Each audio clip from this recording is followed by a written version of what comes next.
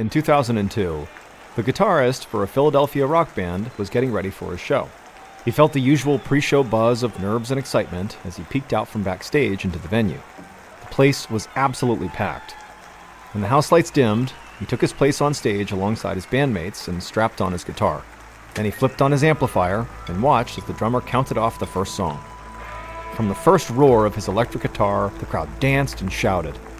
The music was heavy but poppy, with lots of thick guitars and crashing drums. Playing so intensely made the guitarist wildly excited. For their final song of the set, the guitarist stepped on his distortion FX pedal to make his guitar sound gritty and distorted. As the song built to a climax, he leaned close to his amplifier to lose himself in the swirling wall of noise. But as he did this, he felt something deep inside of his ear twitch, followed by a stab of pain. He strummed through the rest of the song, trying not to grimace, but as soon as it was over, he rushed off stage to the backstage green room. And there, it was empty and quiet.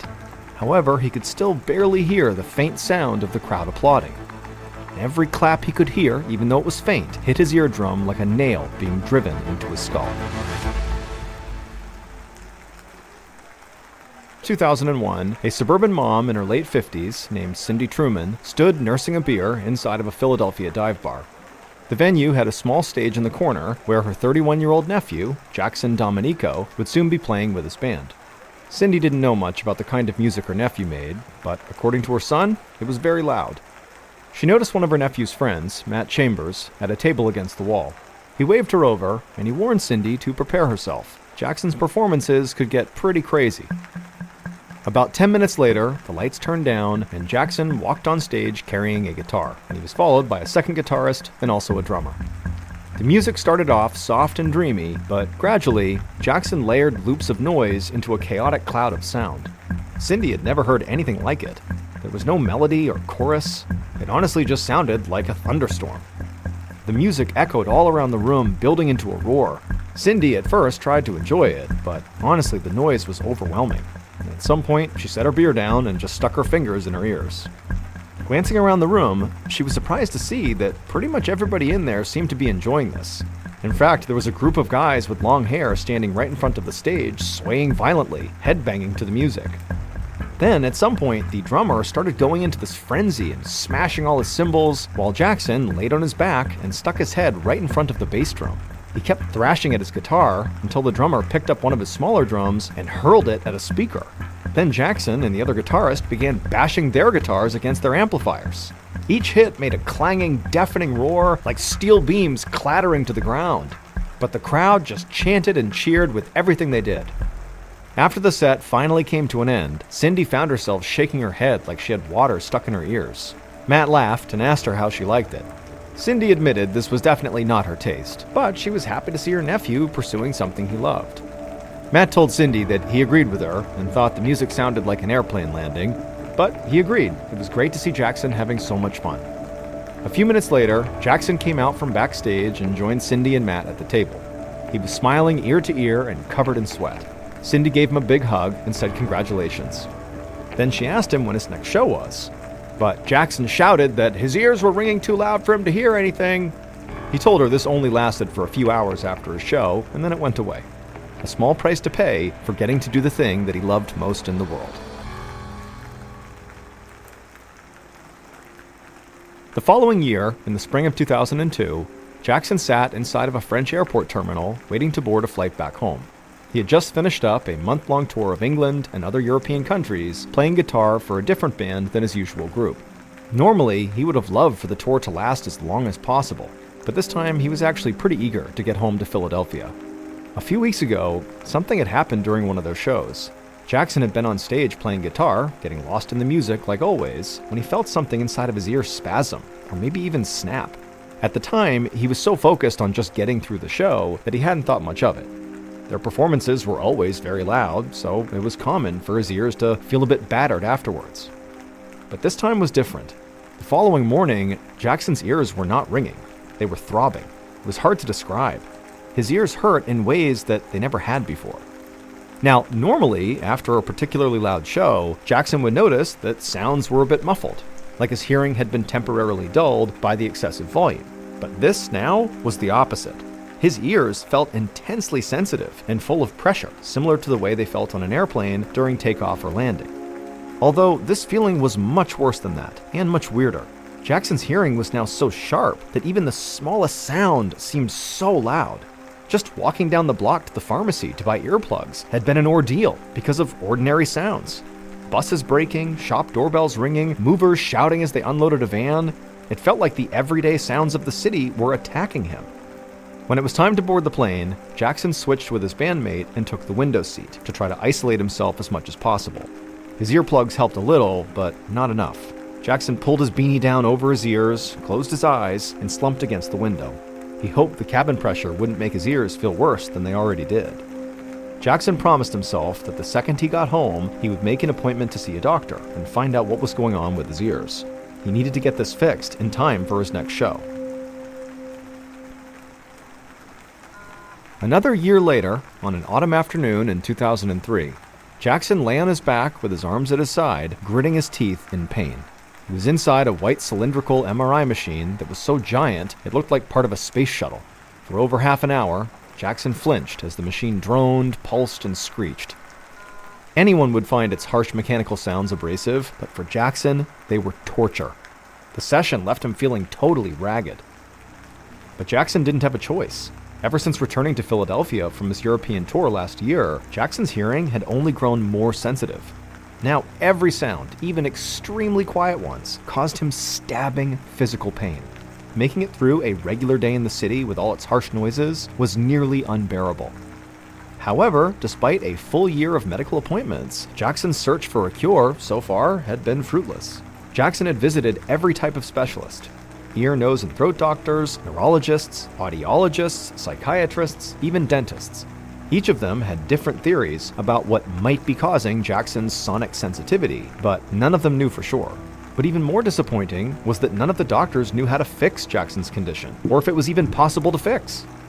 One dentist that Jackson met with thought that his hearing sensitivity might be related to an unspecified issue with his jaw, and so he had Jackson wear a mouthguard for several months to see if it made a difference.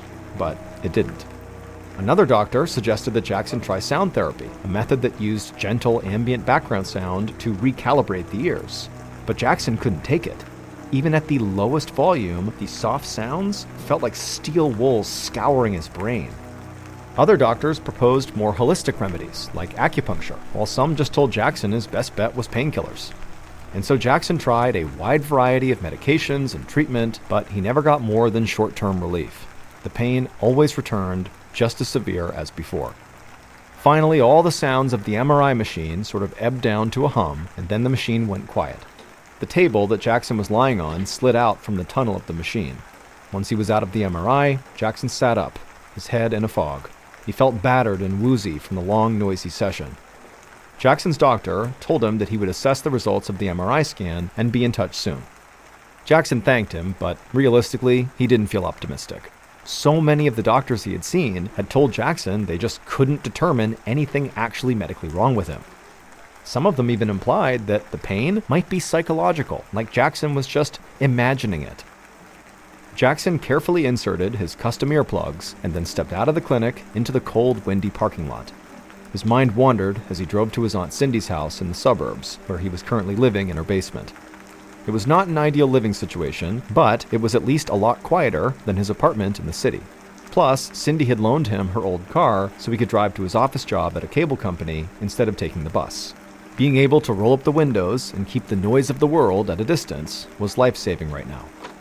As Jackson opened the door to his aunt's house, he heard the whole family in the kitchen eating dinner. He would have liked to join them, but the sound of metal utensils on plates was just too painful for him to be around. So he had actually begun eating meals alone because of it. Just as Jackson headed downstairs to his room in the basement, he overheard his name being mentioned at the table. It was his cousin's voice, scolding Cindy for babying Jackson. He told her Jackson's only real problem was that he was lazy and depressed. It was not the first time he'd heard someone mock or deny his condition, but it still made Jackson's blood boil. To be in agonizing pain day and night, yet not be able to medically explain it, or even prove that it existed, just added another layer to his sense of being cursed. If he had, for example, lost a limb, something obvious, people would accept and understand that he was suffering. But with this, he was lost in his own private, misunderstood hell. Downstairs in the basement, Jackson closed the door and crawled into bed. He looked over at the corner of his room, where his guitars and his amplifiers were shoved in a pile and covered by a sheet. It was a reminder of everything he had lost and left behind.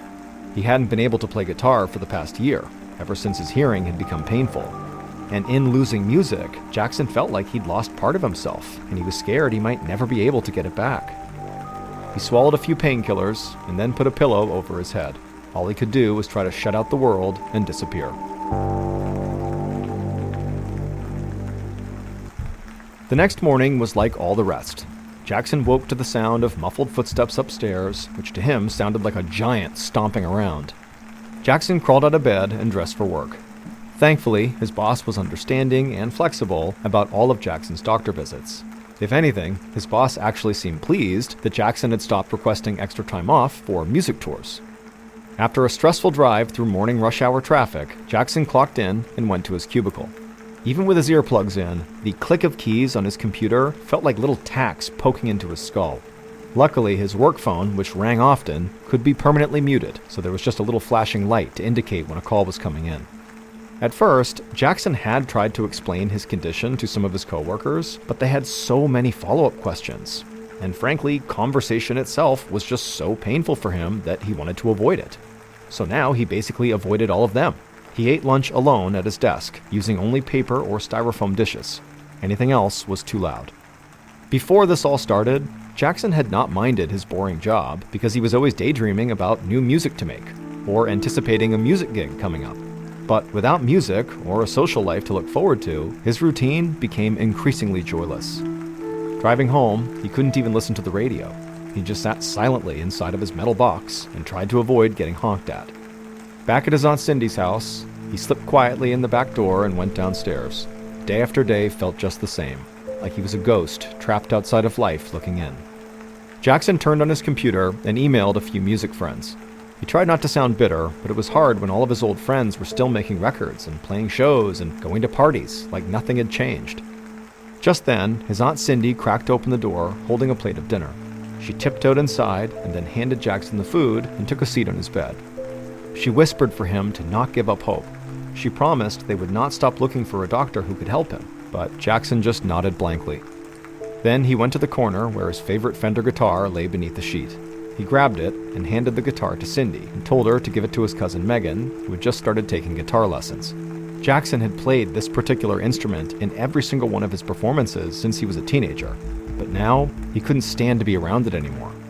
It was just too painful of a reminder. Cindy looked troubled and just gave Jackson a long hug. And while Jackson knew she meant well, this actually made him feel like an invalid. Jackson was tired of being such a burden to his family. After Cindy left, Jackson began making a list of friends and family to give away the rest of his music stuff to. He wanted someone else to treasure these instruments and the equipment and the records that had brought him so much joy over the years. Whatever Jackson's future looked like, he knew it would have to be lived in silence. 3 years later, in the summer of 2006, Jackson stood among a pile of cardboard boxes in an empty apartment. Even though his hearing was just as painful as ever, he had done the unthinkable, moved out of his Aunt Cindy's basement and rented his own apartment in the Harlem neighborhood of New York City. He felt intimidated, but also excited. It had all happened so fast. A couple of months earlier, Jackson's friend, Matt, had forwarded Jackson a listing for a job opening at the same big media company where he worked. Despite his reservations, Jackson had applied. And the very next week, he received an email that he had been hired. Holding the apartment keys and standing inside of his clean new place, Jackson allowed himself a small moment of happiness. Maybe there were better days ahead for him. And Jackson had another reason to be hopeful. He had heard about a neurologist at Columbia University Medical Center, which was in New York, who was renowned for treating rare hearing conditions. It seemed like there was a chance he might be able to help. A week later, Jackson went to the Columbia Medical Center for an appointment with that neurologist. Crossing the city on foot with his condition was not easy, but he kept his earplugs wedged in tightly, with a thick winter hat pulled down low, and he avoided the busier streets. Jackson spent the day at the medical center. The neurologist ran a battery of tests to assess Jackson's condition. He had Jackson put on headphones and listen to a series of very subtle sounds to chart his range of hearing. Other tests were more mental, like memory games and problem solving.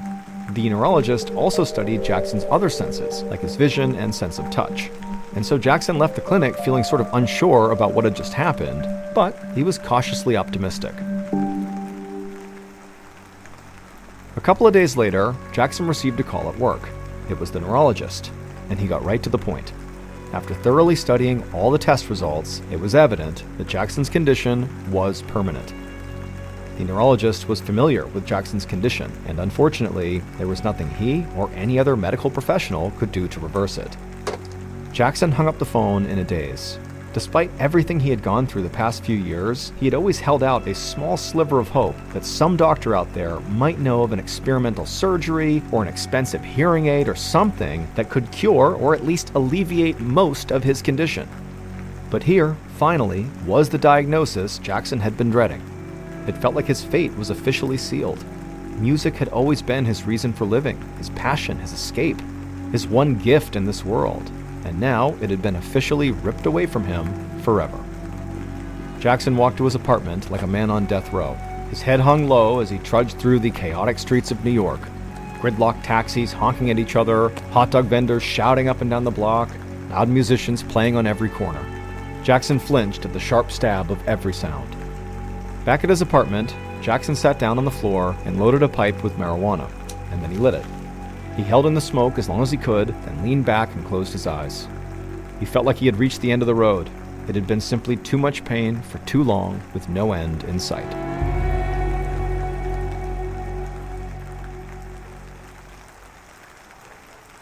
In 2021, a man is arrested in a Glasgow COVID ward. Police say he is fugitive Nicholas Rossi. He claims to be Irish orphan Arthur Knight. Are you not Nicholas Rossi? But that was only the beginning. Join me, Jane McSorley, for I Am Not Nicholas, the full story, and find out what happened next in Series 2, I Am Not Nicholas, The Trials. Across 3 brand new episodes, I'll take you inside the trials of Nicholas Rossi. We'll meet the women and detectives trying to bring him down, and the jurors who'll decide his fate. I even find myself being called to the witness stand. I'm just concerned that I might come out with evidence that's not admissible, and if I do that, the trial collapses, all because of me. That's I Am Not Nicholas, Series 1 and Series 2. You can binge all episodes early and ad-free by joining Audible on the Audible app or Apple Podcasts. In 2021, a man is arrested in a Glasgow COVID ward. Police say he is fugitive Nicholas Rossi. He claims to be an Irish orphan, Arthur Knight. Are you not Nicholas Rossi? But that was only the beginning. Join me, Jane McSorley, for I Am Not Nicholas. You can binge all episodes of Series 1 and 2 early and ad-free by joining Audible on the Audible app or Apple Podcasts. A few months later, on Halloween night, Jackson's friend, Matt Chambers, turned up his collar against the cold city winds as he made his way towards Harlem. Jack-o'-lanterns glowed from store windows, while packs of kids in costumes went door to door shouting for candy. But Matt's mind was somewhere else. 3 days earlier, Jackson had not shown up at work, which was highly unusual. Matt called him that night and left a message, but didn't hear back. Today had been Jackson's 3rd day in a row as a no-show, and still he had not heard from him. So, after work, Matt decided to pay Jackson a visit in person. Once he reached Jackson's building, he pressed the buzzer for Jackson's apartment. He knew Jackson had muted the sound function, but he had also rigged a light to blink whenever a guest rang. When Jackson didn't answer, Matt assumed he just hadn't seen the light yet, or maybe he was out somewhere. So, Matt decided to go down the block to grab a slice of pizza and wait before trying again. But halfway to the pizza shop, Matt noticed a sound getting louder and louder. Sirens echoing through the streets. Matt looked back towards Jackson's building just as an ambulance raced around the corner, its lights flashing. The vehicle sped down the street and then screeched to a stop as a pair of EMTs hopped out and ran inside the building. Matt felt panicked as he sprinted towards the ambulance. He had a bad feeling he already knew which apartment these EMTs were running toward.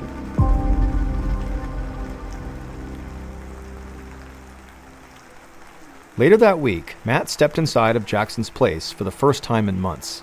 The place looked grim. Dirty dishes piled in the sink, ashtrays full of half-smoked joints scattered all around, unpacked boxes stacked in corners. and it smelled like the kitchen trash hadn't been emptied in a long time. Matt had been right about where those paramedics were going. That day, as Matt was headed to visit Jackson, someone else had already found his friend's dead body inside of his apartment. Jackson had taken his own life. Afterwards, Jackson's aunt Cindy had asked Matt to help go through Jackson's possessions with her so she wouldn't have to survey the apartment by herself. And so eventually, while they were looking around the apartment, Matt and Cindy went into Jackson's bedroom and flipped on his computer. Cindy was hoping to find a note of some kind, but the desktop was empty, except for a few audio files and a document of financial information. Everything else had apparently been deleted. Cindy knew that Jackson used to obsessively archive all his recordings, but she wondered if maybe in Jackson's final hours, he decided to just purge everything. Rummaging through Jackson's drawers and closets, Cindy felt disturbed at how her nephew had been living. The place was cluttered, yet also empty somehow. Cindy knew Jackson had been struggling, but she hadn't realized how hopeless he had become. Under Jackson's bed, Cindy found a plastic tub stuffed with several dozen manila envelopes. Each was labeled with the name of a doctor he had visited, and each one contained pamphlets of medical information and test results. In a sense, they were a physical record of Jackson's journey through this condition that ultimately killed him. Finally, in a bottom drawer beside the bed, Cindy found Jackson's suicide note. In it, Jackson explained why he had decided to end his life. Her hand shook as she read it. But for the first time, she understood exactly what Jackson had been going through. The neurologist from Columbia University Medical Center had diagnosed Jackson with a rare disorder called hyperacusis, also referred to as DST, or decreased sound tolerance. Its defining symptom is the exact opposite of most hearing afflictions. With hyperacusis, instead of sounds being muffled or faint, they are painfully loud. It's like an inverse form of deafness. And once the hyperacusis is full-blown, all sounds, are transmitted at maximum volume. Quiet sounds are loud sounds are loud. There's no variation, no escape, no cure. Even worse, doctors have no idea what actually causes it. The only shared trait among most patients is a sustained exposure to noise. People with jobs that require them to be around loud sounds for longer than average are at the highest risk. For instance, construction workers, concert staff, and musicians. But most people who are exposed to lots of noise do not get hyperacusis. If anything, they lose hearing over time. Not all cases of hyperacusis are equally painful. Some describe theirs as just uncomfortable and not debilitating. But in Jackson's suicide note, he wrote that his hyperacusis had turned his life into a torment. It had imprisoned him in his body and rendered him unable to enjoy anything. And ultimately, it broke him. It's still unknown exactly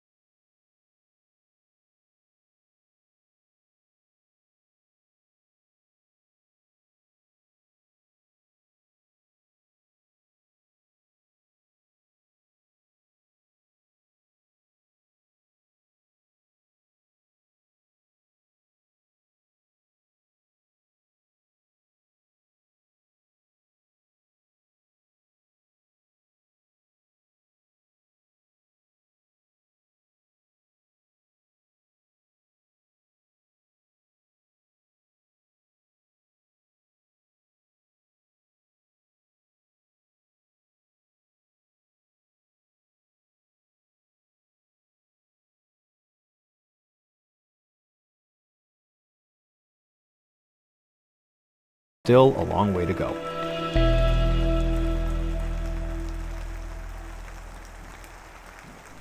Strange and surprising things that can happen to the human body, so you always expect the unexpected.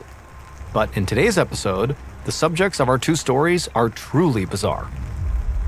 In our first story, a treasure hunter in the Chilean desert finds an ancient artifact that is so strange and so otherworldly, it takes an entire medical team just to determine what it is and where it came from. And in our second story, a man's eye becomes infected with what almost seems like alien tendrils.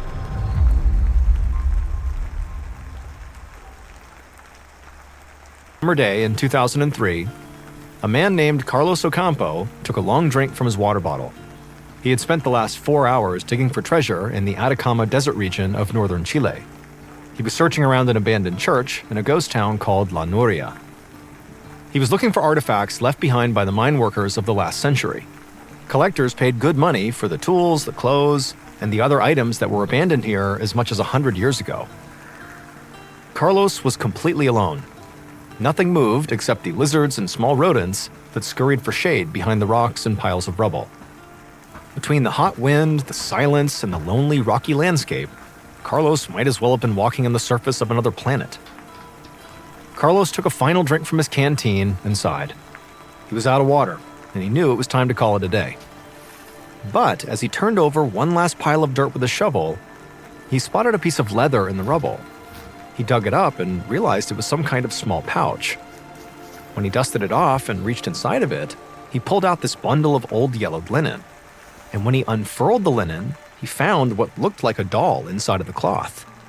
But as he looked closer, he realized it was no doll. It was this tiny human-shaped skeleton, all brown and dried out. It was completely intact, and looked like at one point it had been alive. But it was only about 6 inches long from top to toe, the length of the pen Carlos had in his pocket. As he carefully turned the skeleton over in his hands, he could see a well-defined rib cage, 2 arms and 2 legs, all held together by a complete spinal column. But it was the oversized head on the top of the body that really made Carlos feel uncomfortable. It had 2 giant eye sockets that were much larger than he had ever seen on the head of a human baby. This creature also had an enormous forehead, while its chin came to a point, giving the head an oddly triangular shape. Carlos wondered if what he was holding was even human. Usually, he didn't believe in extraterrestrials, but he couldn't help but notice that the skeleton's giant head and gaping eye sockets looked a lot like the typical depiction of a space alien. Carlos wrapped the tiny skeleton back up and carefully placed it inside of his backpack. And then he smiled, because whatever the skeleton was, he was sure it would fetch a whole lot of money.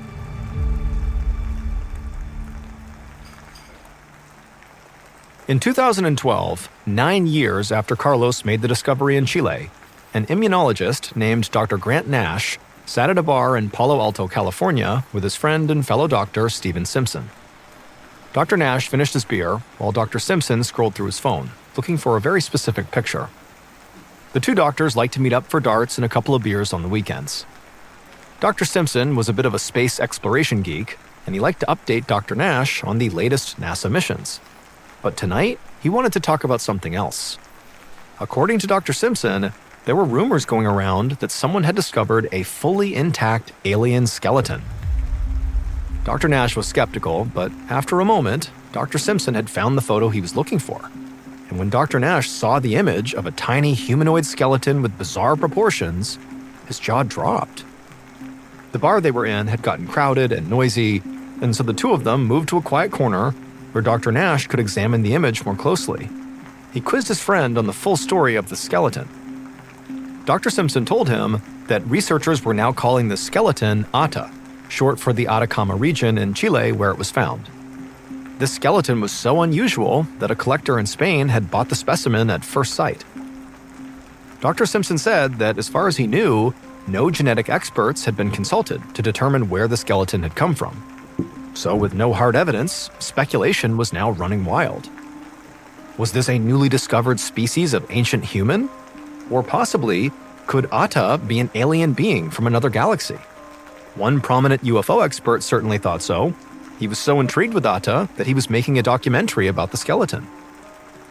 His name was Dr. Stephen Greer, an ER physician turned ufologist, which is someone who studies UFOs and all things extraterrestrial.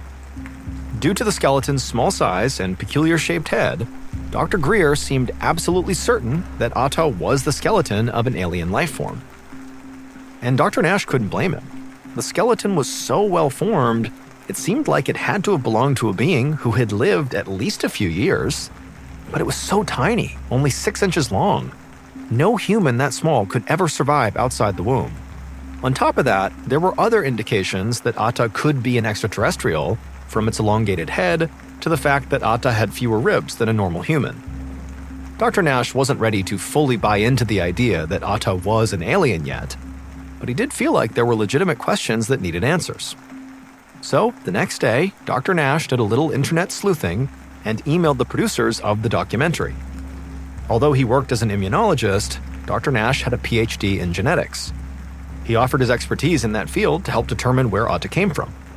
And after some discussion, the producers of the documentary and the skeleton's owner agreed to let Dr. Nash try. Several weeks later, Dr. Nash waited inside of a crowded conference room right down the hall from his lab at Stanford University. The room was packed with scientists, reporters, and cameras, all there to hear the results of Dr. Nash's DNA testing of Atta's skeleton. After signing multiple confidentiality agreements with the private collector, Dr. Nash and his team had received bone marrow samples from Atta's ribs and also right upper arm bone. Once all the legal formalities were completed, the actual testing only took a few weeks.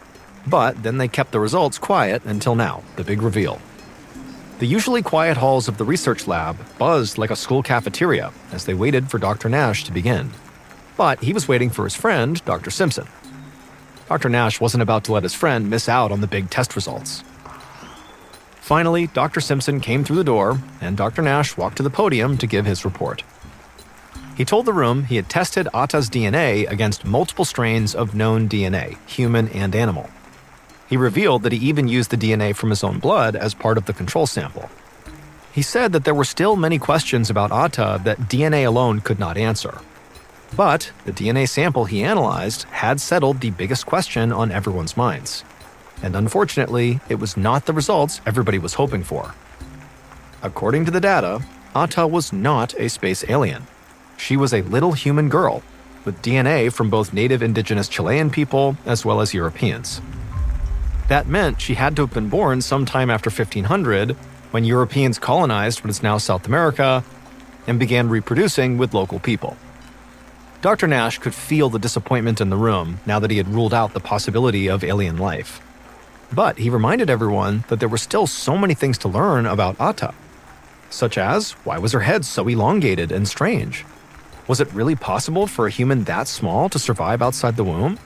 And if her skeleton was so complete, well, why was she missing ribs? As everyone's murmurs of disappointment turned into a spirited discussion, Dr. Nash swore he was not going to stop digging until he figured out everything there was to learn about Atta. But to find those answers, he knew he would need to bring in some more experts. A few weeks later, Dr. Nash sat with his colleague, Dr. Ben Hoffman, watching an image of Atta's tiny skeleton rotate on a computer screen. Dr. Hoffman was an expert in hereditary bone diseases, and Dr. Nash had asked him to take a look at Atta. But his findings only led to more questions than answers. What Dr. Hoffman was telling him just didn't make any sense. According to him, Atta's bones showed signs of development that were typical of a 6-year-old human. Dr. Nash was baffled. He thought Atta might have somehow survived for maybe a short period after her birth, but how could this tiny being, no longer than a dollar bill, have lived for 6 entire years? Dr. Hoffman had to admit that he wasn't sure. He explained that there were genetic diseases that caused overdevelopment of bones, a kind of premature aging, if you will, that could have made Atta seem older than she actually was when she died. Those were the anomalies he was looking for in Atta's case. However, so far, the testing had come up empty for any of those diseases. The more they discovered about Atta, the harder it was to know what happened to her. And he didn't have any answers about the strange shape of Atta's head either. Dr. Nash realized that to learn the entire truth about Atta, he would have to go even deeper into her genes. After he finished consulting with Dr. Hoffman, Dr. Nash next convinced a renowned geneticist to undertake the tedious process of examining Atta's entire genome, which is composed of millions of tiny snippets of genetic material. This review would provide far more details about her ancestry, but it is an exceedingly slow process to do this. It would take another 5 more years for Atta's secrets to be revealed. Researchers discovered a staggering 3 million small mutations in Atta's genome when compared to an ordinary person. And at least 64 of these mutations were astonishingly rare and could have very easily combined to create Atta's strange appearance. And so, armed with this extensive genetic profile, Dr. Nash was finally ready to reveal Ada's story to the world. Ada, it was clear, had suffered extensive birth defects. The researchers found 7 specific genetic mutations that combined to give her the pointy head, wide slanted eyes, and pointed chin. She also had a serious birth defect that damaged her diaphragm, the muscle beneath the lungs that plays a crucial role in breathing. The researchers couldn't say why Ada's skeleton looked like that of a 6-year-old, but they agreed it is highly unlikely she actually lived nearly that long. Dr. Nash speculated that a genetic disease could have caused her skeleton to develop abnormally quickly while she was in the womb. He said that Ada had likely died in the womb before being delivered, which is why her skeleton was so small. Nash concluded that even if Ada lived long enough to be born alive, her lack of a proper diaphragm would have kept her from being able to eat or breathe well enough to survive. But that wasn't the only bombshell about Ada. Despite the fact that Ada looked like she had been mummified, tests showed that she was not centuries old. In fact, Ada had been born in the 1970s, less than 40 years before her skeleton was actually discovered. In other words, far from being an ancient space alien, Ada was a modern human child who had the misfortune of suffering fatal birth defects. Within days of Dr. Nash's research being published, the Chilean government came out and condemned the ethics around how the study was conducted. Although they didn't dispute Dr. Nash's findings, the Chilean government was not happy about how Ada's remains had been exhumed and taken out of the country for analysis. And not everyone accepted the American scientists' findings.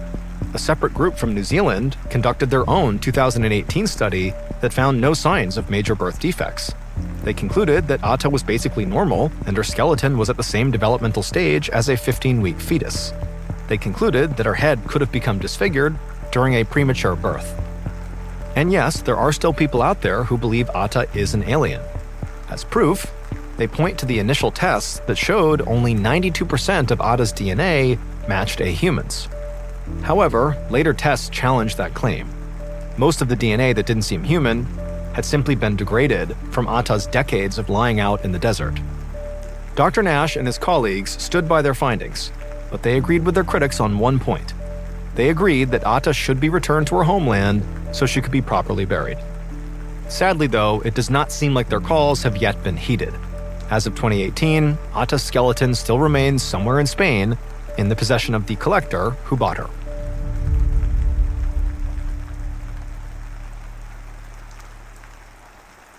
On a Saturday morning in January of 2009 in Leeds, England, 29-year-old Nick Stewart put on his favorite record and filled his electric tea kettle. He'd had a long, tiring week at work, and he was ready to enjoy a nice, relaxed morning before meeting some friends for lunch. While he waited for the water to boil, he walked over to the terrarium in his kitchen to check on his pet tarantula. Nick knew the hairy spider was an unusual pet, but he'd always loved tarantulas. He spent the next few minutes watching the spider dig a burrow and line it with silk in a corner of the terrarium, and that's about the time when he noticed some grime on the inside of the glass and knew the tank was due for a cleaning. In fact, as he looked around his own place, he realized he should probably spend the morning cleaning up instead of spending it on the couch. Once his tea was ready, Nick took a sip and then began on the pile of dirty dishes in the sink. An hour later, he'd wiped down countertops, cleaned out the fridge, put away the dishes, and scrubbed down his tarantula's terrarium. The kitchen was looking good, but Nick's right eye felt weird. It was stinging. Nick went to the bathroom to get a better look in the mirror. His right eye was swollen and bloodshot. He wondered if at some point during his cleaning spree, he'd accidentally rubbed his face with a cleaning product, because his right eye was really hurting now. He turned on the faucet to scoop some water into his eye, which seemed to help a little, but the eye was still so sore. So he just went to lie down for a while, figuring that whatever was bothering him would probably clear up with some rest.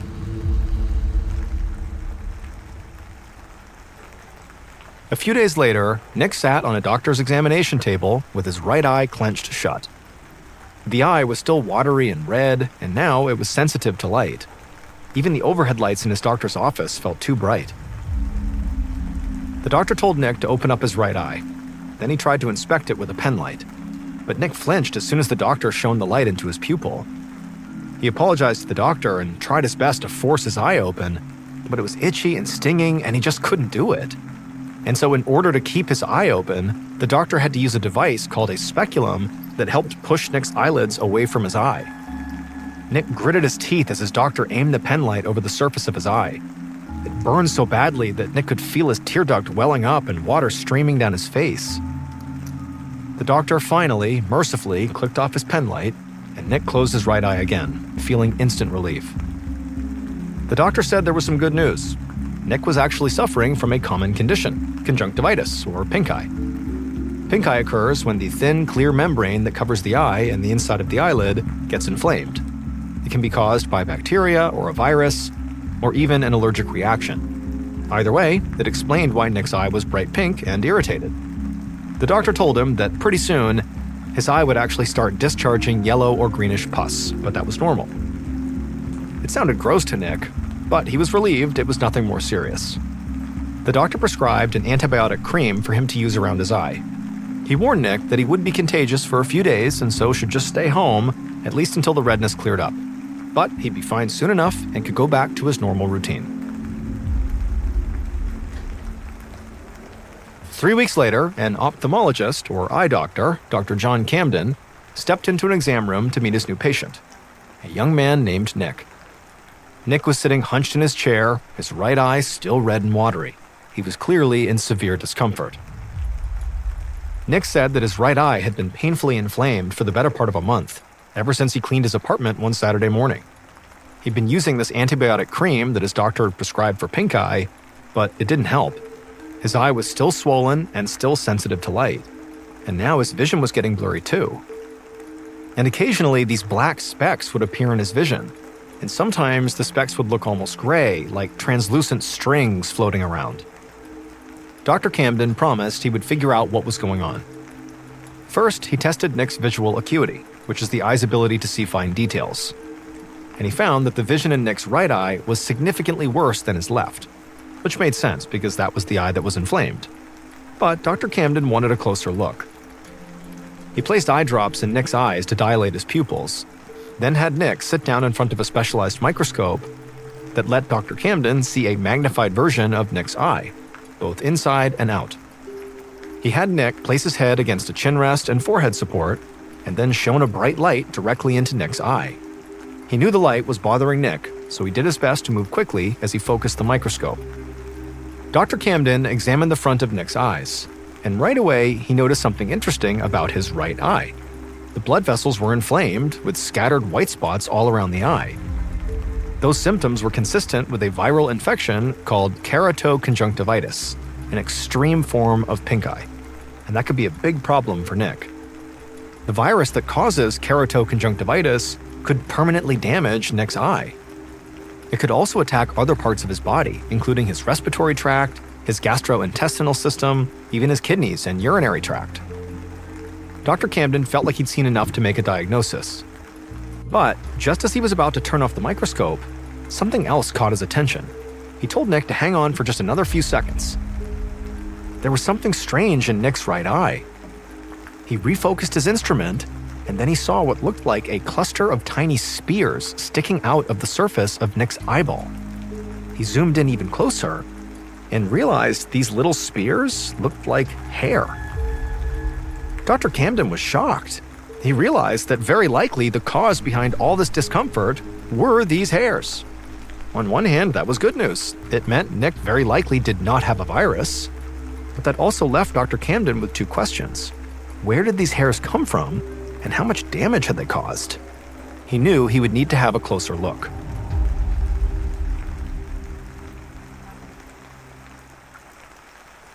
I'm Alice Levine. And I'm Matt Ford, and we're the hosts of British Scandal. Yes, indeed. In this series, a Derbyshire couple are bored of their curtain-twitching, lawn-mowing suburban life. So they sell their house, build a yacht, and sail off around the world.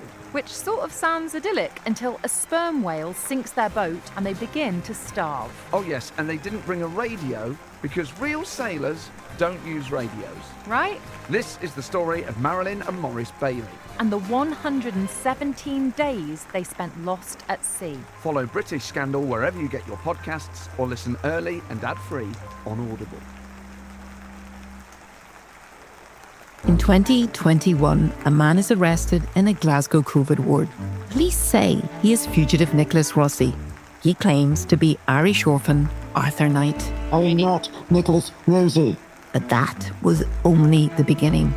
Join me, Jane McSorley, for I Am Not Nicholas, the full story, and find out what happened next in Series 2, I Am Not Nicholas, The Trials. Across 3 brand new episodes, I'll take you inside the trials of Nicholas Rossi. We'll meet the women and detectives trying to bring him down, and the jurors who'll decide his fate. I even find myself being called to the witness stand. I'm just concerned that I might come out with evidence that's not admissible. And if I do that, the trial collapses, all because of me. That's I Am Not Nicholas, Series 1 and Series 2. You can binge all episodes early and ad-free by joining Audible on the Audible app or Apple Podcasts. Dr. Camden gave Nick drops to fully dilate his eyes and numb the surface so that he could shine a light bright enough to see Nick's retina, all the way at the back of the eye. 20 minutes later, once Nick was ready, he put his face back onto the chin rest, and Dr. Camden turned on the lamp. As he focused the microscope on Nick's retina, he noticed 2 things. First, some of these tiny hairs had clearly penetrated deep into Nick's eye, passing through the cornea that protects the eyeball surface and nearly reaching his retina. The hairs were embedded so far back that Dr. Camden wasn't sure he could even remove them. Second, Nick's retina itself was irritated and inflamed, a condition called retinitis. If left untreated, retinitis could cause Nick to lose vision in that eye. Dr. Camden knew that if he wanted to save Nick's vision, he needed to get those tiny hairs out of his eye as soon as possible. And so he told Nick that he needed to figure out what they were and where they came from. He asked Nick if he had any ideas. Nick thought for a moment, and then suddenly this look of realization dawned on his face. And then he went into detail about his cleaning spree the previous month, around the time his eye first got irritated. He told the doctor that during this cleaning spree, he had noticed there was this stain on the inside of the glass terrarium that housed his pet tarantula. And while he had his hand in there cleaning the stain, his pet tarantula came running out and fired a mist of tiny hairs that hit Nick in his eyes and face. His breed of tarantula was one of many that shot these fine barbed hairs at any perceived threat as a self-defense mechanism. At the time, Nick said he didn't think much of it because he'd had tarantulas before and he'd seen them do this and it never was a big deal and he didn't feel anything. After hearing Nick's story, Dr. Camden diagnosed him with ophthalmia nodosa, a condition where the eye is damaged by insect or vegetable materials. And then he told Nick they would try their best to surgically remove the hairs. Unfortunately, though, the hairs were too small for even Dr. Camden's microforceps to grab. So he wound up prescribing steroid drops to help coax the hairs out of Nick's eye. The eye drops helped somewhat, but many of the hairs never dislodged. To this day, Nick lives with tarantula hairs buried in his right eye.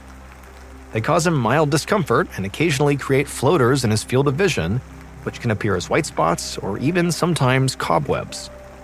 They serve as a permanent reminder for Nick to wear safety goggles whenever he cleans his pet tarantula's tank.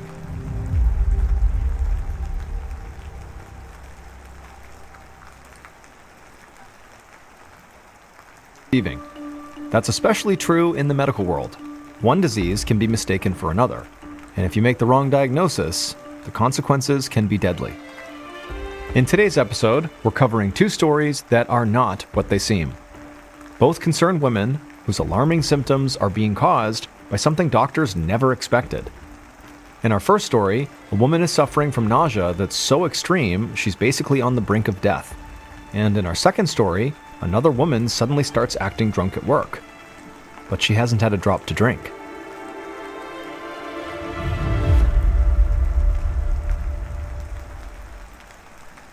March of 2022, 70-year-old Abigail Norris was feeling good as she walked out of the Newark, New Jersey airport. It was chilly outside, but she didn't mind. She'd just spent 9 weeks at a friend's house in Southern California. Every day had been filled with sunshine and strolls along the beach. It was the most relaxing winter of her life. Even her chronic back pain felt better in the mild weather. For decades, Abigail had suffered joint pain from osteoarthritis, and she also had lower back pain that made it hard to even comfortably sit upright, let alone move around. But considering how well she felt right now, she was starting to think that maybe she should just go to California every winter. 3 months later, Abigail woke up suddenly in the middle of the night with a sharp pain in her stomach.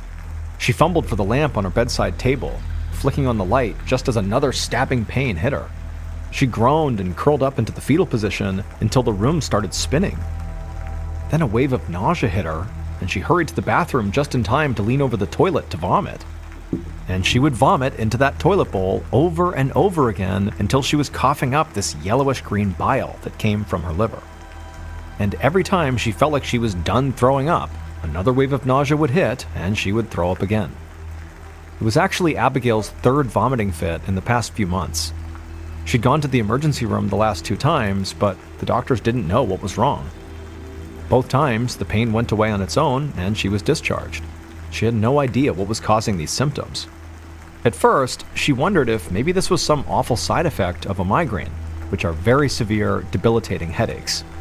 She used to suffer from them all the time, but they never affected her gut or made her this violently ill. And this particular vomiting spell was the worst one so far.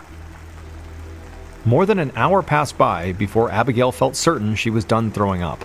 By then, she felt weak and shaky, and the pain in her abdomen was becoming unbearable. Abigail gathered her strength and managed to get herself dressed. She found her purse and staggered out to her car. Even though she feared it would be another waste of time, she knew she had to get to the hospital again. The next morning, Abigail was laying in a hospital bed, vomiting yet again, but this time into a disposable bag.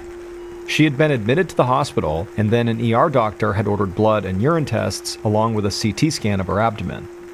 While waiting for the results, he gave her medication for her pain. He also started her on broad-spectrum antibiotics in case she had a bacterial infection. But none of it helped with her stomach cramps and nausea or the vomiting. Abigail could not stop puking even though her stomach was completely empty.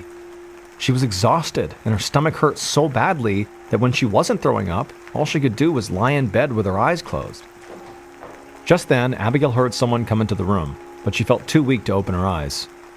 A nurse asked her if she wanted more pain medication. Abigail just shook her head and said no. The pain medication they had given her in the emergency room had not helped, so there was no point in taking any more.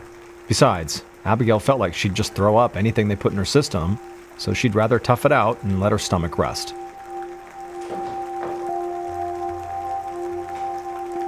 Later that morning, when Dr. Howard Pinter entered his new patient's room, Abigail's room, he was hit with the stench of fresh vomit.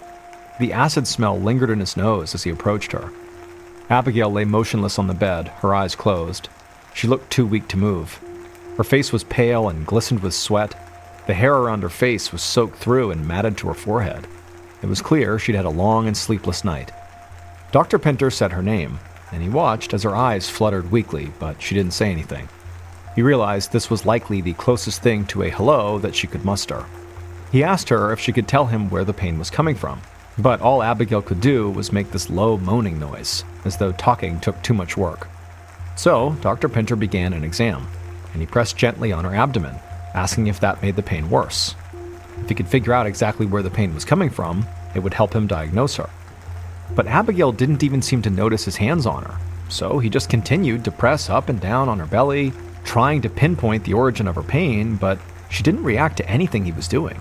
Her entire abdomen was apparently throbbing in pain, but him pressing on her abdomen made no difference to her. Because her pain was so widespread, the doctor knew he could probably rule out conditions like appendicitis or kidney stones, which tend to show up in one specific place.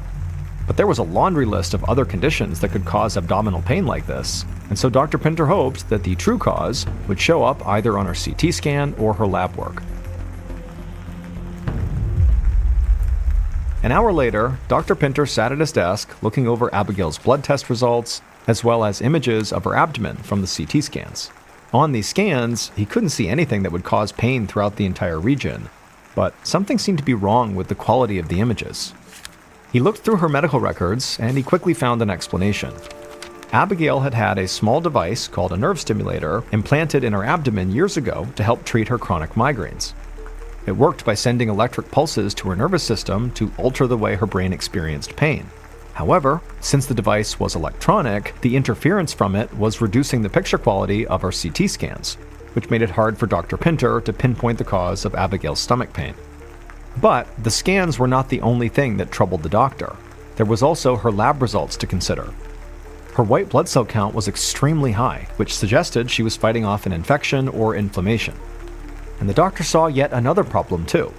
When body tissue does not receive enough oxygen, it begins to die and releases an acid into the bloodstream. Abigail had a rising level of this acid in her system, which meant that some of her tissue could already be dying. Dr. Pinter worried that she might have a condition called ischemia, which occurs when the supply of blood to the organs is cut off.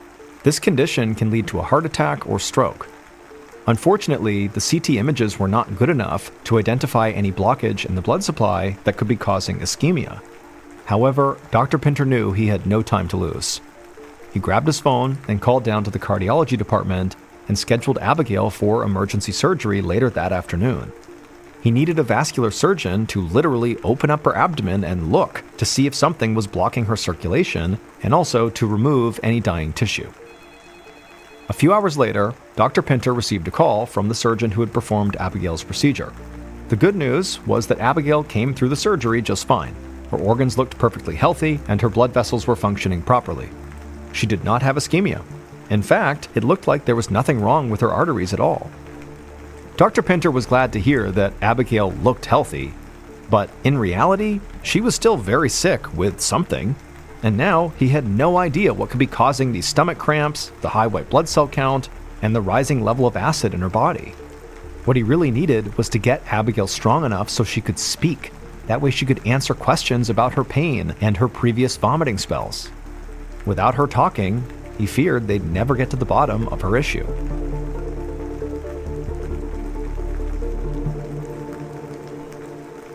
Three days later, around lunchtime, Abigail was eating some Jell-O in her hospital bed. Until this point, she'd been getting her nutrients through an IV. This was the first true meal she'd had since she arrived at the hospital, and if it were up to her, it was going to be the last. She just wanted to go home. That morning, the pain in her abdomen had finally subsided. She'd stopped vomiting and could now keep fluids down. For the first time in days, she actually felt hungry. It was like her illness had disappeared. And her updated lab results seemed to support that idea. Her blood and urine showed no signs of an infection. And so, just like the last two times Abigail had a very serious vomiting and cramping spell, it seemed like everything just sort of went back to normal.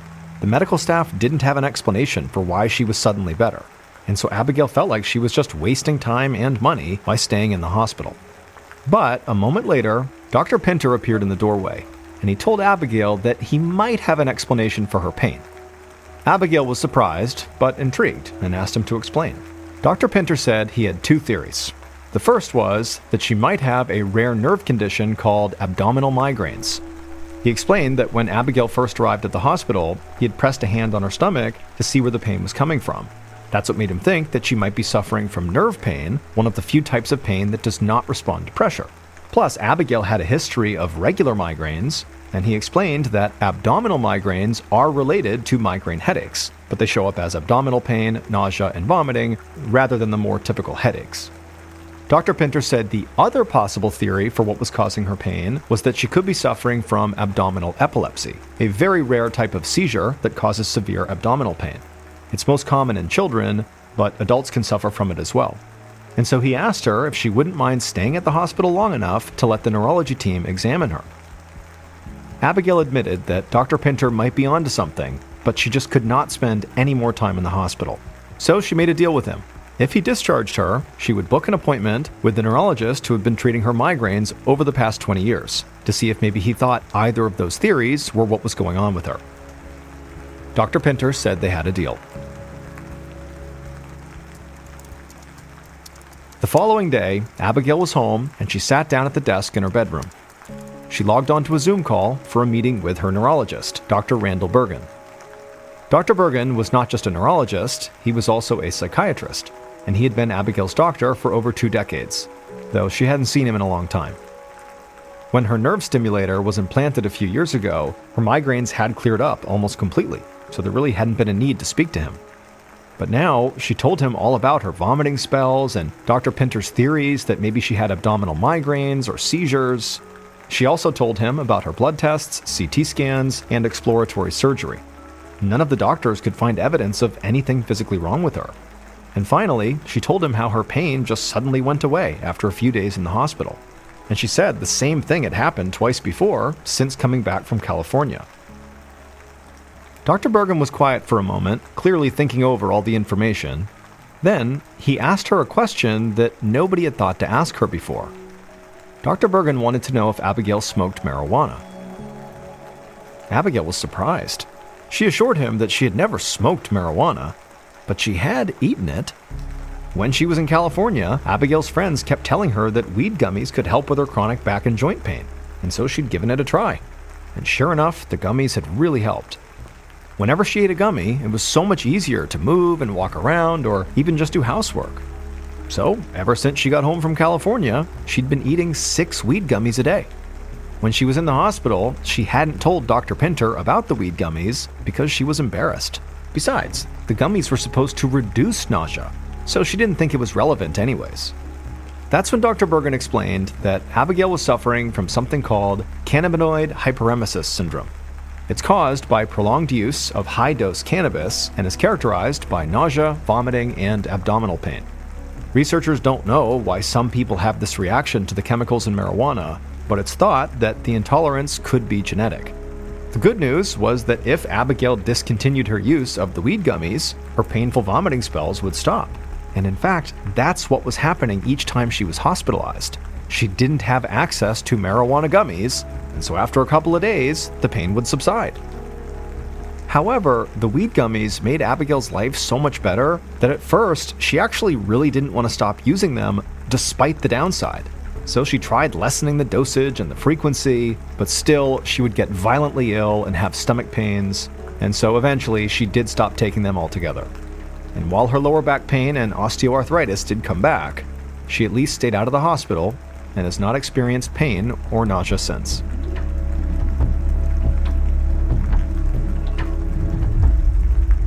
Second story called A Spoonful of Sugar. On a warm spring afternoon in 2011, a woman named Brooke Scott arrived at her lively real estate office in Massachusetts with a box of warm chocolate chip cookies for her staff. Brooke walked from cubicle to cubicle, handing out cookies and patting people on the back to celebrate a huge sale for that month. But when Brooke arrived at the cubicle belonging to an agent named Kelly Romano, she stopped short. Normally, 52-year-old Kelly had the energy of a woman half her age, constantly chatting with clients and combing through the latest listings. Today, though, Kelly was hunched over in her chair. Her face was pale and slick with sweat, and she stared at the box of cookies in Brooke's arms with glassy eyes. Kelly reached for one of the cookies, but when she stood up, she swayed back and forth before her knees buckled and she sank back into her chair. Brooke just shook her head. She couldn't smell any alcohol in Kelly's breath, but it was clear. Kelly was drunk in the office. Again. Brooke whispered to Kelly that they had talked about these day-drinking episodes several times over the past year, but Kelly insisted she was sober, and Brooke was making a big deal out of nothing. But Brooke had had enough. She told Kelly to take some time off, and then picked up the phone to call her a ride home. The following day, Kelly went out to run errands with her husband Peter. She still didn't feel quite right, but she was sure the time off would help. As they drove through town, her cell phone rang. It was one of her clients, asking her to set up an appointment to go see a house he wanted to buy. Kelly promised she would set it up. However, the moment they hung up, she completely forgot what property they'd been talking about. Kelly felt rattled by this. She never forgot details like that. So she promised herself she would call that client back once she was feeling less fuzzy. An hour later, Kelly and her husband Peter had finished their grocery shopping and were loading their bags back into the car. Peter needed to make some calls, so Kelly hopped in the driver's seat and pulled out of the parking lot. And after a few minutes, Peter put his phone on mute and looked over at her, and with a confused look on his face, asked Kelly where she was going. Kelly looked around and realized she didn't know where she was. Now, she still knew how to drive. She could tell a red light from a green light.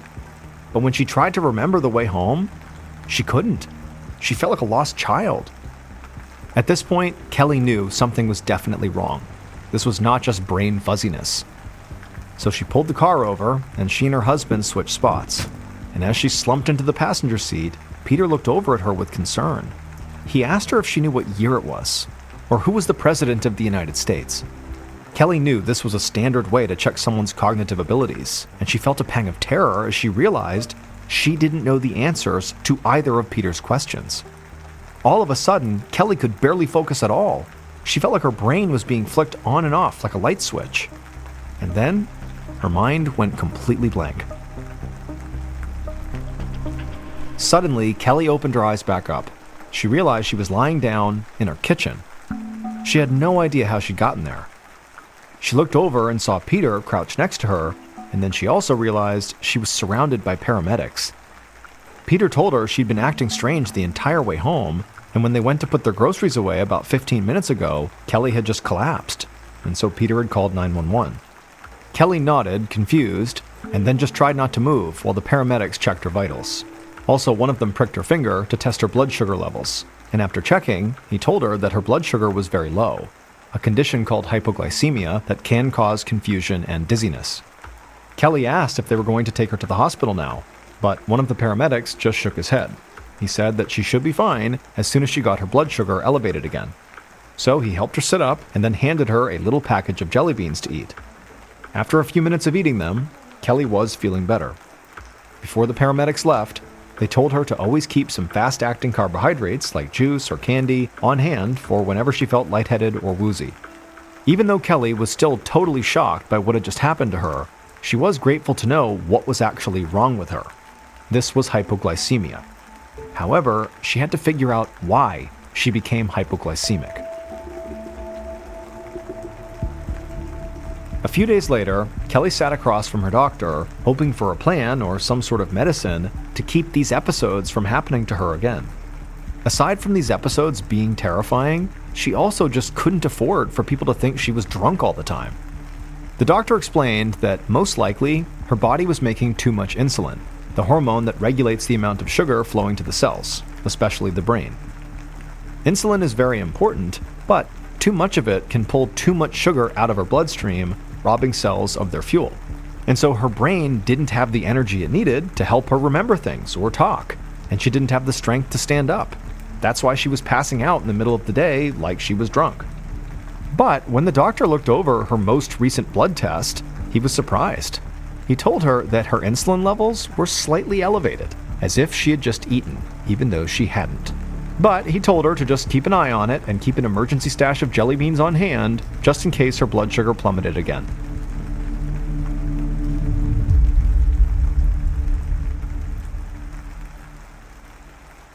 In 2021, a man is arrested in a Glasgow COVID ward. Police say he is fugitive Nicholas Rossi. He claims to be an Irish orphan, Arthur Knight. I am not Nicholas Rosie. But that was only the beginning. Join me, Jane McSorley, for I Am Not Nicholas. You can binge all episodes of Series 1 and 2 early and ad-free by joining Audible on the Audible app or Apple Podcasts. I'm Alice Levine. And I'm Matt Ford, and we're the hosts of British Scandal. Yes, indeed. In this series, a Derbyshire couple are bored of their curtain-twitching, lawn-mowing suburban life. So they sell their house, build a yacht, and sail off around the world. Which sort of sounds idyllic until a sperm whale sinks their boat and they begin to starve. Oh yes, and they didn't bring a radio because real sailors don't use radios. Right? This is the story of Mrballen and Maurice Bailey. And the 117 days they spent lost at sea. Follow British Scandal wherever you get your podcasts or listen early and ad-free on Audible.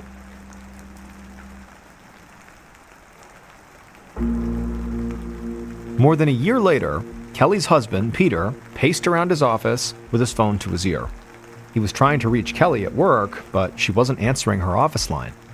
He had left her 4 messages in the past hour, and he was getting worried because she hadn't called him back. He sighed in frustration as his call went to voicemail again, and he left message number 5. Over the past 12 months, Peter had helped Kelly manage her low blood sugar. He stocked the fridge with juice boxes and made sure there were always packs of her favorite candy in her purse. He knew his wife was not happy with the 25 extra pounds she had gained from all the extra sugar, so he made sure they always went for a walk together before work. Peter knew Kelly was doing her best to keep her struggles from her colleagues, and for a while, it had worked. She didn't have any more of those low blood sugar moments when her colleagues thought she was drunk.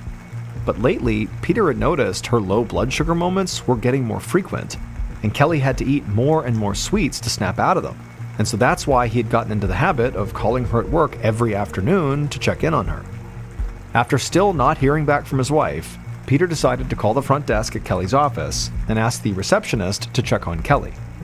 The receptionist said she could actually see Kelly right now sitting at her desk, and from the looks of it, it seemed like Kelly was sort of talking to herself. Peter's stomach immediately sank because this sounded like the start of an episode. But the receptionist told him there was a bottle of apple juice on Kelly's desk, and at that, Peter brightened. It sounded like his wife had the situation in hand. As long as she drank the juice, she would be fine. He thanked the receptionist and hung up, feeling a bit relieved, but still wanting to talk to Kelly that night to make sure she really was okay. But when Peter got home that night, he found Kelly stumbling around their kitchen, slurring her words. And so immediately Peter jumped into action. He held a glass of orange juice to her lips, and after a moment, she kind of came back to herself. And once she had recovered, he insisted this had gone on long enough. They both agreed Kelly needed to see a specialist.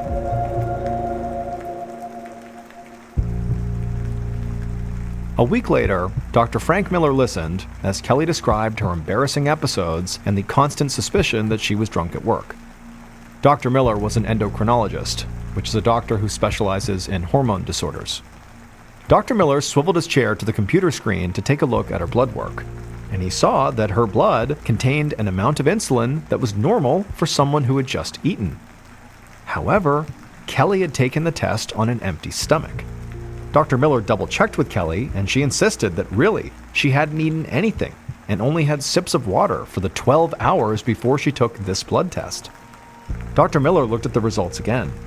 Kelly's pancreas, the organ that makes insulin, was busily doing its job, even though there was no sugar in her body to process. Dr. Miller thought he might know what was wrong with Kelly. He explained that he wanted to run one more test to confirm his suspicions. But this test would involve more than just another vial of blood. The test was called an endoscopic ultrasound. He explained that he would guide a long, flexible tube fitted with a special instrument down her mouth and into her digestive system. He would wind it through her body until it landed near her pancreas. Then he would take a good look and tell her what he found. By the look on Kelly's face, Dr. Miller knew the thought of him snaking a tube through her insides made her uncomfortable, but he assured her she would get through the procedure just fine. And she would. When she awoke from the procedure, Dr. Miller was happy to report that he'd located the reason for her last few years of misery. The endoscopic ultrasound showed a blob the size of a pencil eraser on Kelly's pancreas. This blob was a benign tumor called an insulinoma, which was made of cells that produce insulin.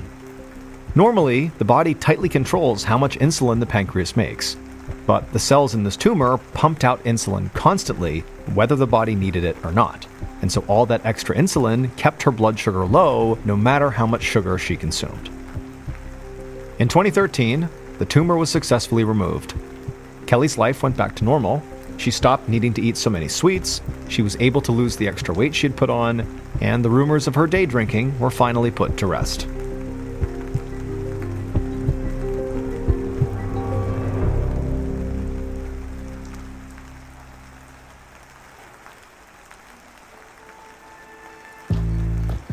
From Ballen Studios and Wondery, this is Mr. Ballen. In 2011, Emma was a vibrant 13-year-old with Down syndrome, water skiing with her sisters on sunny afternoons, laughing with her friends, and excited to start middle school. But just months later, something changed. Emma became withdrawn, unresponsive. Her bright smile faded, replaced with a vacant stare. She stopped talking, stopped engaging. She wasn't the girl she used to be. The world that once felt full of possibilities now seemed impossibly distant. In July of 2011, Dr. Barbara Elliott stood on a lakeside dock in Minnesota behind 3 of her 4 teenage daughters.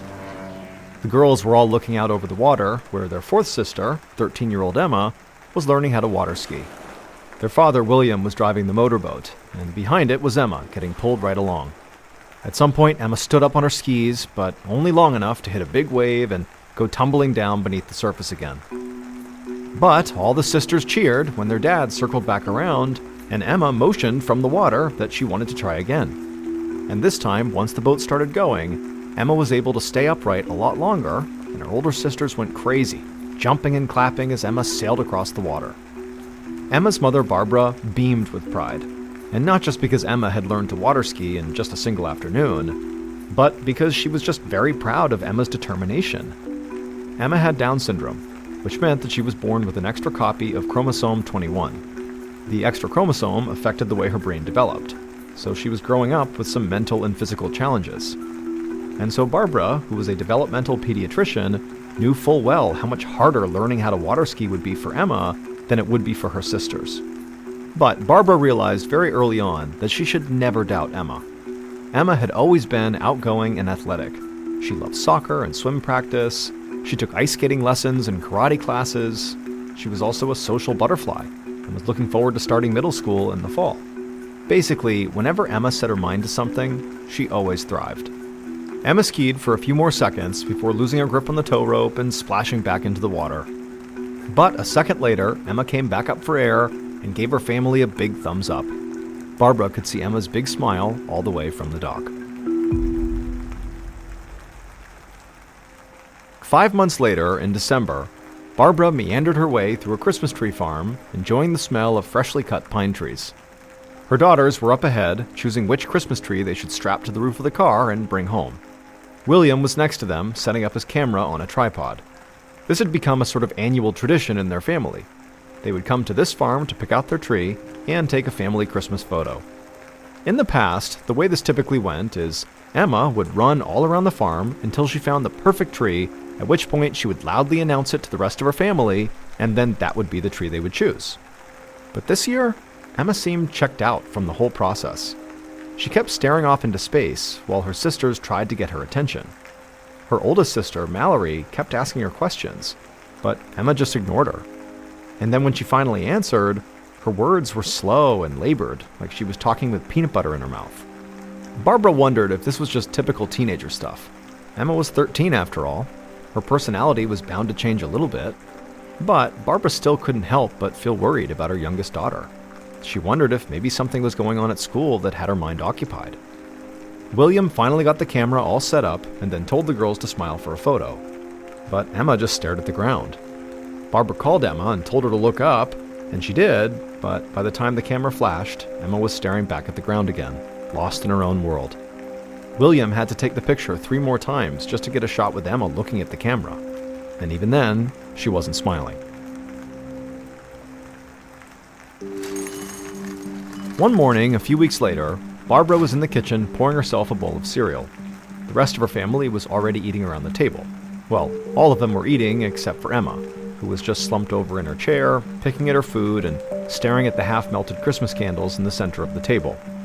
She'd been quiet all morning, even though Mallory had been asking her questions, like whether she was excited to return to school and see her friends again. And so eventually, Mallory just began asking Emma really basic questions that, frankly, she didn't care about the answers at all, like what day of the week is it and what time is it? But Emma didn't even look up. At this point, Barbara exchanged a worried glance with her husband William and also her other daughters. Emma had been withdrawn like this for all of winter break. She avoided eye contact and barely spoke to any of them. She hadn't helped them decorate the Christmas tree, and she got moody whenever anybody asked her questions. And even stranger, Emma hadn't wanted to see any of her friends over break. But as Barbara thought back even farther, like over the whole last few months, she realized Emma had been through a very difficult time. Emma had just started middle school, and she was immediately taken out of general education and put in special education classes for the first time in her life, which could have felt like a demoralizing setback. Maybe she was so upset about what was going on at school that was having a profound impact on her life. She wasn't sleeping very well, perhaps because she was thinking about this stuff, and perhaps the lack of sleep was making her irritable and not really interested in talking to anyone. But trouble at school didn't really explain why Emma now was just completely ignoring her sister. Barbara knew Emma would never give Mallory the cold shoulder for no reason. This behavior was radically out of character.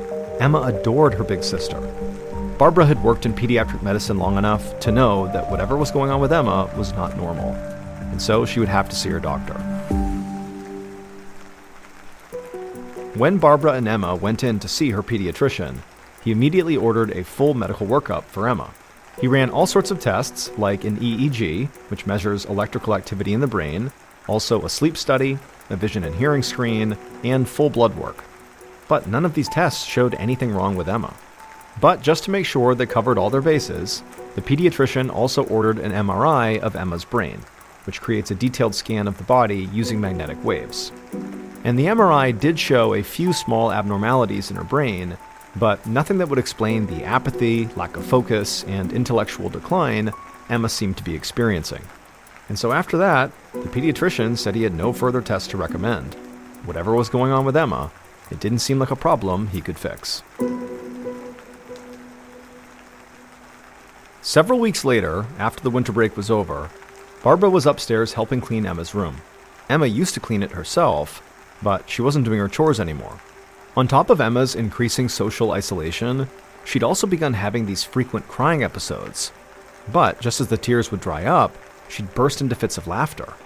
And also, Emma had become hypersensitive to noise and touch. She wouldn't even let her mom brush her hair. She barely slept at all, which Barbara knew was taking a further toll on her mood and energy levels. Her daughter seemed like a shell of her former self. It was emotionally very painful for Barbara to clean Emma's room these days, dusting the trophies and mementos that lined her shelves. They were all reminders of who Emma used to be, a girl who was thriving. Once Barbara was finished dusting, she picked up Emma's backpack, which was overturned on the floor. And as she lifted it up, a small bundle of papers fell out. She was about to set the papers on Emma's desk when she realized the papers were actually letters written by Emma to her favorite teachers. Now, Barbara would never invade her children's privacy if she could help it, but given everything going on with Emma, she gave herself permission to dive into these notes. They were all about Emma's struggles in school. Some of the students in her new special education classes were too aggressive, she wrote.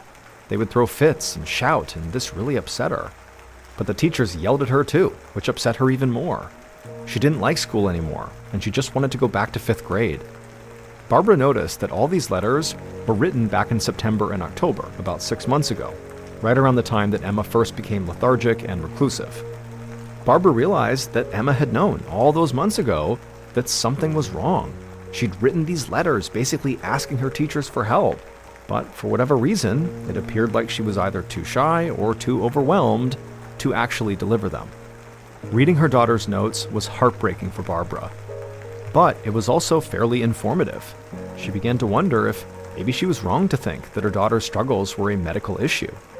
If Emma was having this much trouble adjusting to her new school, maybe her condition was actually psychological.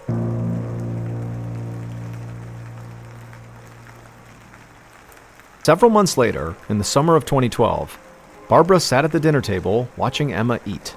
Emma was bent over her plate, shoveling food into her mouth, and swallowing it so quickly she barely had time to chew. Emma had been an eating machine over the past few months, but tonight she was really gorging herself. Even though Barbara was a pediatrician herself, she could not explain why her daughter's behavior had changed this much. After Barbara had found Emma's letters, she and her husband had taken Emma to every therapist and psychiatrist they could find. And one psychiatrist, who specialized in children with disabilities, diagnosed Emma with post-traumatic stress disorder, or PTSD, due to the difficult transition from elementary school to middle school. She'd prescribed Emma antidepressants, and at first they appeared to work. But then she complained that the medication made her feel dizzy, and so they stopped it. And unfortunately, the next medication they tried made her insomnia worse, and the next one after that gave her stomach pain. The only drug that Emma could tolerate was memantine, a medication used to treat memory loss in dementia patients. And in reality, it only helped a little bit. Nothing was able to bring Emma back to her old self. Barbara was frustrated that after consulting with so many doctors and therapists, that no one could find a treatment that worked for Emma, or could even diagnose exactly what was wrong. she was beginning to realize that if she and her family were going to get Emma back, she was going to have to find answers herself. Almost a year later, in 2013, Barbara stood in front of a big lecture hall, clicking through slides on a projector. She was a speaker at a conference of Down syndrome researchers, and she was presenting her daughter's case to the community. She fought to keep a neutral face when she played videos of her daughter water skiing and enjoying time with her friends and family, the way she'd been just a few years ago. But as painful as that was, Barbara pressed on, explaining all the details of Emma's startling regression. And as she presented her daughter's case, she couldn't help but notice a few audience members wiping tears from their eyes. A couple days later, Barbara received an email from a woman who had seen her presentation. The woman's name was Lucy Duncan, and like Barbara, Lucy was searching for answers. When Lucy's daughter Sierra was 20 years old, she went through a very similar regression to Emma. Lucy had tried many treatments for her daughter, but all of them were unsuccessful. Lucy had found a medical researcher who'd taken some interest in Sierra's case, but so far nothing had come from that either. Barbara thought Lucy sounded just like her. They were both mothers desperate to bring their daughters back. But also, as Barbara read this email, something else clicked. There were other people out there with Down syndrome who were also suffering from this mysterious, steady decline. And so Barbara wrote back to Lucy and promised they would stay in touch. They'd compare notes in the coming months and hopefully figure out what was causing their daughters to regress. Or, better yet, find a treatment plan that actually helped their kids. More than a year later, Barbara was sitting inside of a doctor's office, watching as a nurse used what looked like two robot arms to touch Emma's head. These arms were giant magnets that stimulate nerve cells in the brain to try to relieve symptoms of major depression. Recently, Barbara had taken Emma to a new psychiatrist who diagnosed her with catatonia, a disorder that interrupts normal brain function. People with catatonia struggle to communicate and lose their motor skills. This psychiatrist had recommended a 4-week course of this cranial nerve stimulation in hopes it would improve Emma's mood and help her engage with her friends and family again. Thankfully, this sort of bizarre treatment did not seem to bother Emma, who was now 16 years old. She was watching Taylor Swift videos on her phone, seemingly unaware that the nurse was pulling a strap across her head and getting ready to turn on these robot arms. The nurse flipped on the machine, and a metallic clicking sound filled the room. Barbara winced, but Emma seemed absolutely fine. So Barbara stopped worrying and leaned back in her chair. On the way home, Barbara didn't notice much of a change in Emma. But one night, after a few weeks of treatment, Barbara went upstairs to get ready for bed.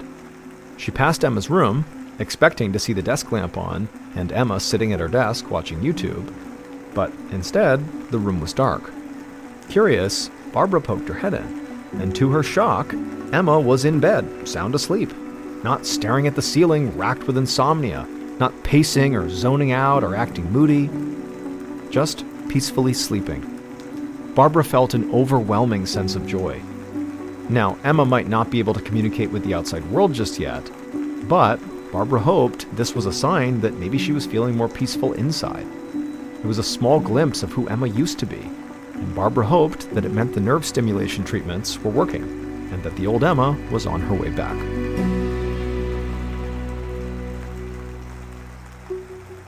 Two years later, in 2016, Barbara sat down in the living room and opened up her laptop. Emma was 18 years old now, and they were still searching for a comprehensive treatment plan. Nerve stimulation had helped Emma, but she was by no means back to her normal self. She was still very withdrawn anytime they were out in public, and she suffered from severe obsessive-compulsive disorder. Obsessive-compulsive disorder, or OCD, is a condition where people have unwanted thoughts and feel the need to do certain actions to ease their anxiety about them. They can interfere with their daily life. But, as always, her mom, Barbara, had a plan. A few days earlier, Barbara had spoken with Lucy, the woman who contacted her after her presentation at the Down syndrome conference.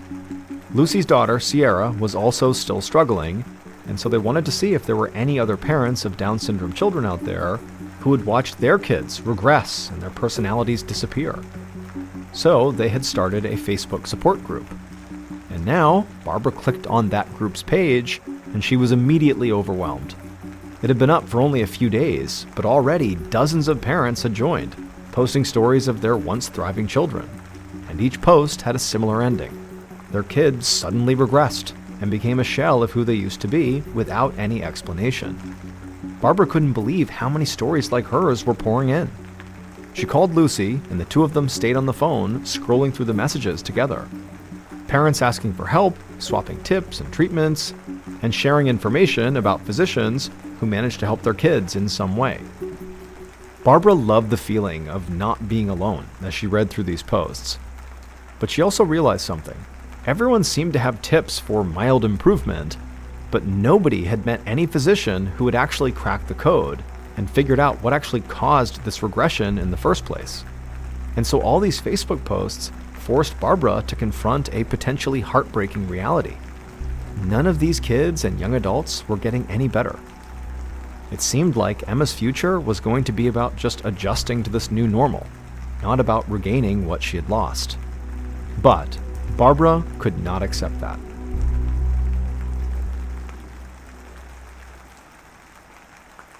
In 2021, a man is arrested in a Glasgow COVID ward. Police say he is fugitive Nicholas Rossi. He claims to be an Irish orphan, Arthur Knight. Are we not Nicholas Rosie? But that was only the beginning. Join me, Jane McSorley, for I Am Not Nicholas. You can binge all episodes of Series 1 and 2 early and ad-free by joining Audible on the Audible app or Apple Podcasts. In 2021, a man is arrested in a Glasgow COVID ward. Police say he is fugitive Nicholas Rossi. He claims to be Irish orphan Arthur Knight. Are we not Nicholas Rosie? But that was only the beginning. Join me, Jane McSorley, for I Am Not Nicholas, the full story, and find out what happened next in Series 2, I Am Not Nicholas, The Trials. Across 3 brand new episodes, I'll take you inside the trials of Nicholas Rossi. We'll meet the women and detectives trying to bring him down, and the jurors who'll decide his fate. I even find myself being called to the witness stand. I'm just concerned that I might come out with evidence that's not admissible. And if I do that, the trial collapses, all because of me. That's I Am Not Nicholas, Series 1 and Series 2. You can binge all episodes early and ad-free by joining Audible on the Audible app or Apple Podcasts. Several years later, in April of 2020, a pediatrician named Dr. Christopher DeSantis sat in his Los Angeles office. Dr. DeSantis was the director of neuroimmunology at one of the largest pediatric medical centers in the country. And on this day, he was looking over the results of a spinal tap, a test he had run on one of his patients, a teenager with Down syndrome named Jackson. 1 year earlier, Jackson had become quiet and insular and basically stopped interacting with the world around him. And so Dr. DeSantis was trying his best to figure out what was wrong with Jackson. But this was proving to be very difficult to do because it was the COVID pandemic, and basically the whole world was shut down. The hospital required so much protective equipment and social distancing measures that it was very hard to schedule in-person appointments at all, let alone order lab work or other procedures to figure out what was going on. At least here, alone in his office, Dr. DeSantis could just focus on his patients and retain some feeling of normalcy. As he looked over the spinal tap test results, he realized there could be hope that he was close to figuring out the cause behind Jackson's change in behavior. The results suggested that there was inflammation in Jackson's brain, which is usually caused by some type of infection. But it can also happen when the patient's own immune system mistakenly attacks healthy tissue that it thinks is an infection, which is known as an autoimmune disorder. And people with Down syndrome have a much higher rate of common autoimmune disorders, such as thyroid disorders, celiac disease, and skin conditions. So, to Dr. DeSantis, it actually made perfect sense that maybe Jackson's regression could be caused by an autoimmune disorder. The doctor wondered if there was a way to reset Jackson's immune system so that the inflammation in his brain might decrease. So he decided to try a standard treatment for immune disorders called intravenous immune globulin, which gradually purifies the immune system. If it worked, Jackson just might be able to reconnect with the world around him, instead of living inside of this isolating fog.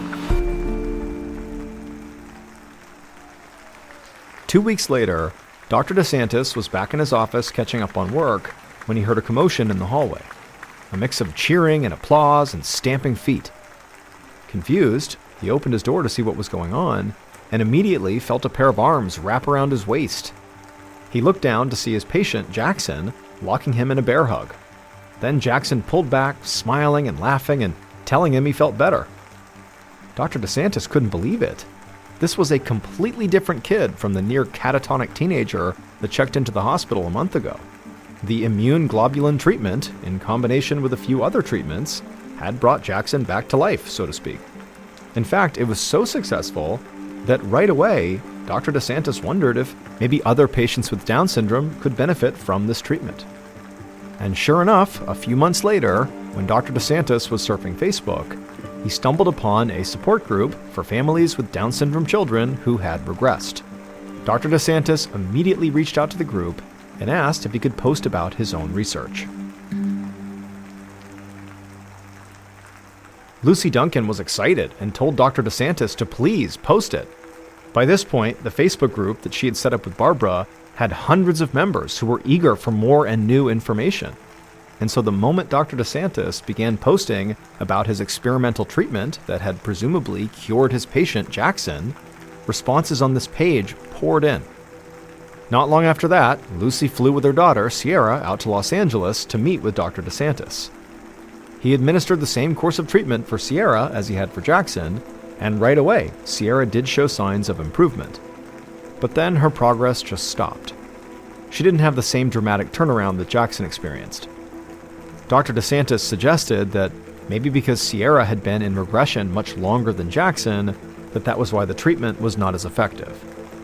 Lucy was bitterly disappointed, but then she remembered another researcher who had once taken an interest in Sierra's case. His name was Dr. Antonio Rivera.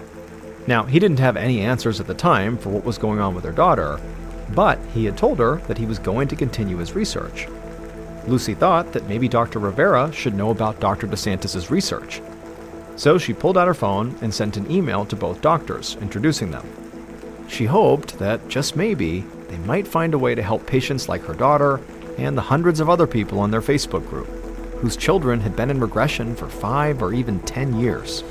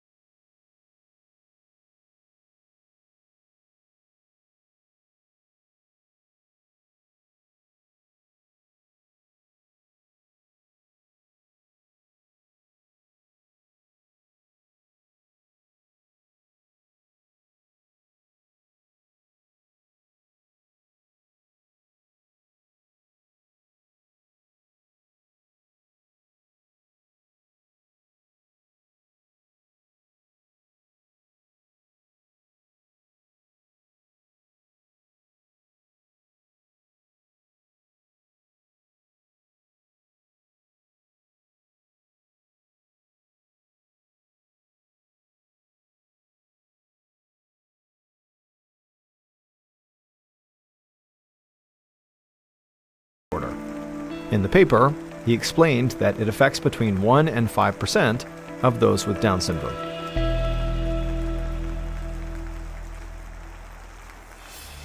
In June of 2023, Emma finally received an official diagnosis after 12 years of regressing.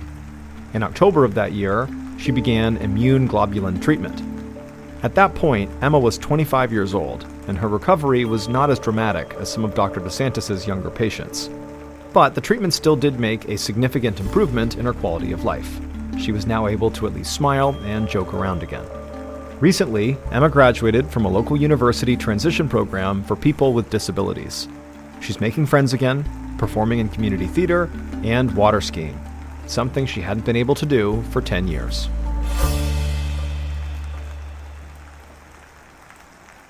mother in Texas was trying hard to concentrate on fastening the buckles of her 6-month-old daughter's car seat. But her mind was still very much focused on the doctor's appointment they had just left. It was supposed to have been a fairly routine checkup to examine her baby's eyes, more as a precaution than anything else. But the appointment did not turn out the way she expected. After finally securing her baby into her car seat, the mother's hands wouldn't stop trembling as she pulled out her phone to call her husband. When he picked up, he lightheartedly asked her how the appointment went. Did their baby girl want glasses or contacts, sort of making a joke. But she cut him off, remembering how the doctor had looked at her when he gave her the terrible news. She told her husband the time for jokes was now over. She said their daughter didn't just have bad eyesight. She had a serious condition, a condition that could kill her before her first birthday.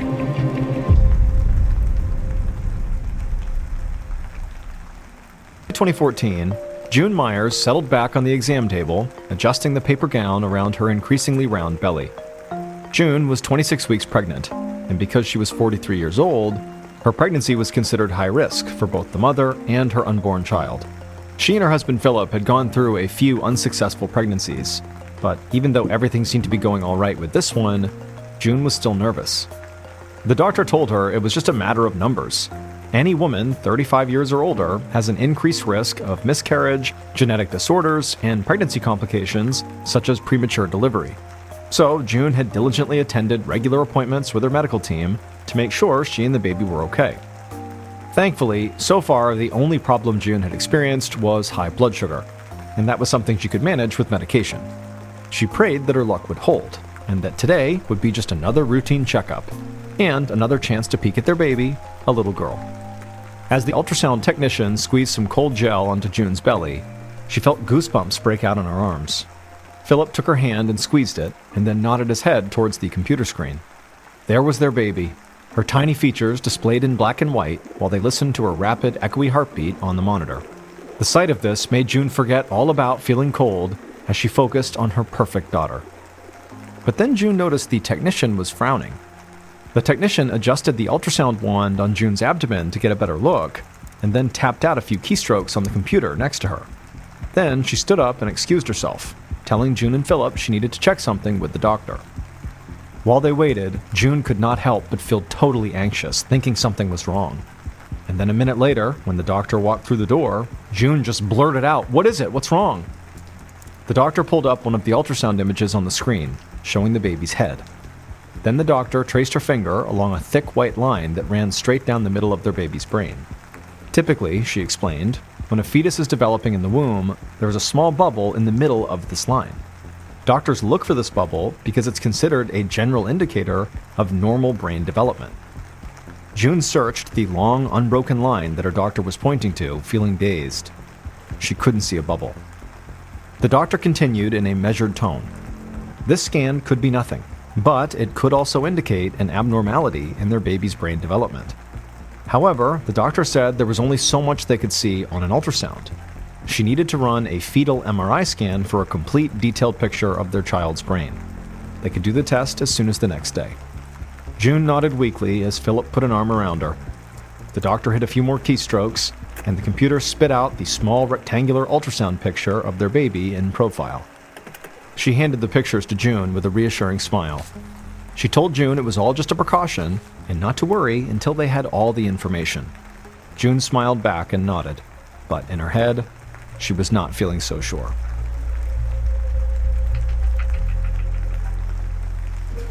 The following day, June lay back on a patient table in another cold medical room.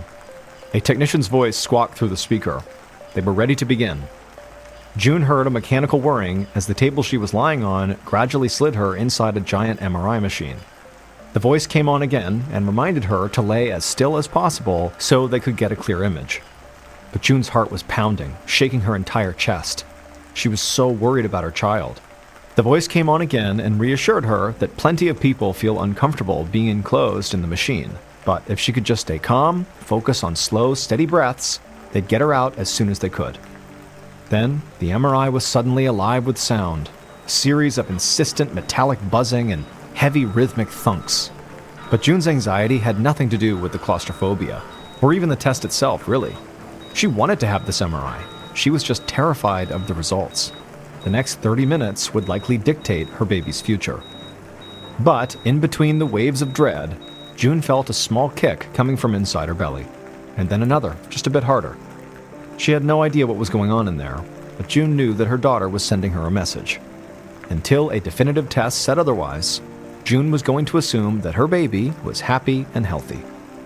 June took a deep breath, then slowly exhaled, staying focused on that little foot kicking her from the inside.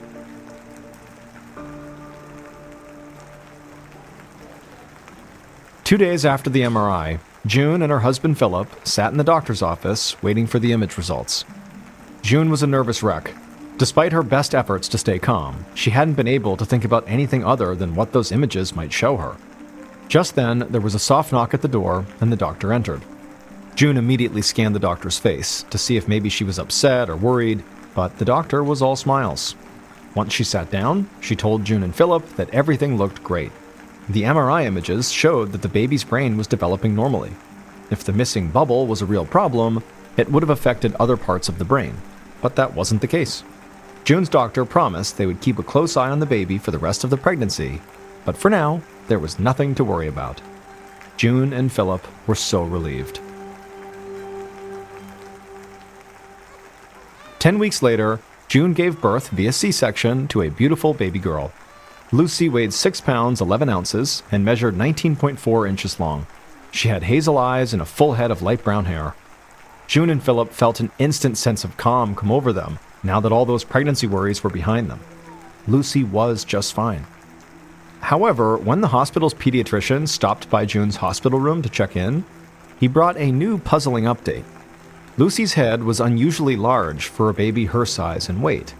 This is called macrocephaly, and it applies to any baby whose head size is in the 97th percentile or higher. Now, Lucy didn't look at all abnormal, but her head circumference was just over 14 inches, making it bigger than 99% of other newborn girls.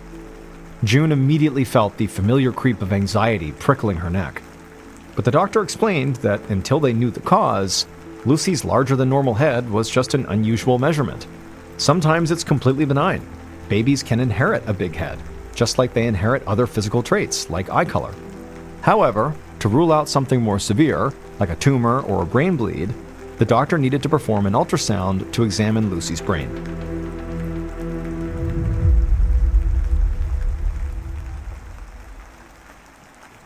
The following morning, June held her breath as a nurse wheeled the bassinet out of the room, taking Lucy to her imaging appointment.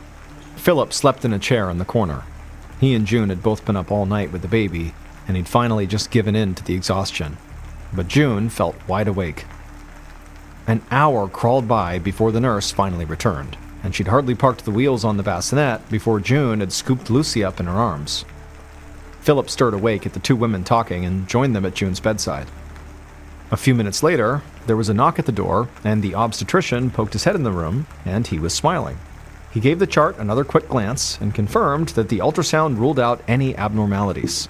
Lucy's macrocephaly was benign, which meant somewhere in Philip and June's gene pool there was a relative with a large head circumference, a trait that had clearly been passed down to their daughter. The doctor would monitor it over the next few months, but otherwise, they could all go home tomorrow with a clean bill of health. 6 months later, June held Lucy on her lap in another doctor's office while an ophthalmologist, or eye doctor, performed an exam on Lucy. Lucy squirmed away from the bright light shining in her face, and she cried in irritation. June apologized to the doctor, soothing Lucy and settling her down. But the doctor reassured her that this reaction was actually a good thing. Next, the doctor pulled out a plastic toy duck and showed it to Lucy, holding it up in front of her face. He gave it a quick squeeze, making it quack, which immediately caught the baby's attention. And as the baby stared intently at the toy, the doctor slowly moved the duck to the right and then over to the left, to the very outside edges of Lucy's field of vision. And as he did this, his brow furrowed, confirming June's suspicion that something was wrong. Over the last few months, June had noticed that Lucy was not making direct eye contact anymore. Instead of responding to her mother's voice or watching whatever she was doing, Lucy always seemed to look down, even when her mother knew she'd gotten her baby's attention. It felt to June like Lucy wanted to look at her, but somehow couldn't. Even more concerning, sometimes Lucy's eyes pointed in different directions. One eye could be looking directly ahead, clearly focused on something, while the other sort of drifted off to the side. And that's exactly what happened when the doctor passed the toy duck back and forth in front of Lucy's face. Only one of her eyes followed the movement, while the other started looking toward the side. The doctor told June that this kind of eye misalignment, known as strabismus, can happen for a variety of reasons, ranging from, no big deal issues to severe problems. The doctor explained that depending on what was causing her eyes to misalign, they might be able to correct Lucy's vision with simple things like giving her glasses, or by having her wear an eye patch for a while. Perhaps her eye muscles were simply weaker on one side, and just needed a little extra training to do their job properly. But first, in order to rule out the more severe causes behind this, the doctor needed to dilate Lucy's pupils and check the interior structures with a lighted magnified lens. June held her daughter tightly across her chest, keeping her baby's chubby, squirmy arms out of the way, while the doctor quickly swooped in with medicated eye drops. Lucy frowned at the sensation, not quite sure yet if she wanted to cry. Before she could decide, the doctor deftly distracted her with a few quacks from the toy duck. Once the eye drops had taken effect and Lucy's pupils were now wide open and huge, June held her daughter in place on her lap in the now dimly lit room, and the doctor adjusted the light dial on his scope, cooing at Lucy to get her attention. However, when the doctor pointed the light toward one of Lucy's eyes, he suddenly became very serious. He stayed quiet as he checked the other eye too. Then he went back to the first, looking even longer this time, shining the light through a tinted magnifying lens that he held right in front of Lucy's face. Then the doctor sat back in his chair. June couldn't read his face in the dim light, but he hadn't said anything in almost 5 minutes, and so instinctively, she asked him what was wrong. The doctor flipped the overhead lights back on and looked at June with an unmistakable gravity. Lucy's strabismus was not caused by weak muscles. Instead, it was a symptom of a much more serious and dangerous condition.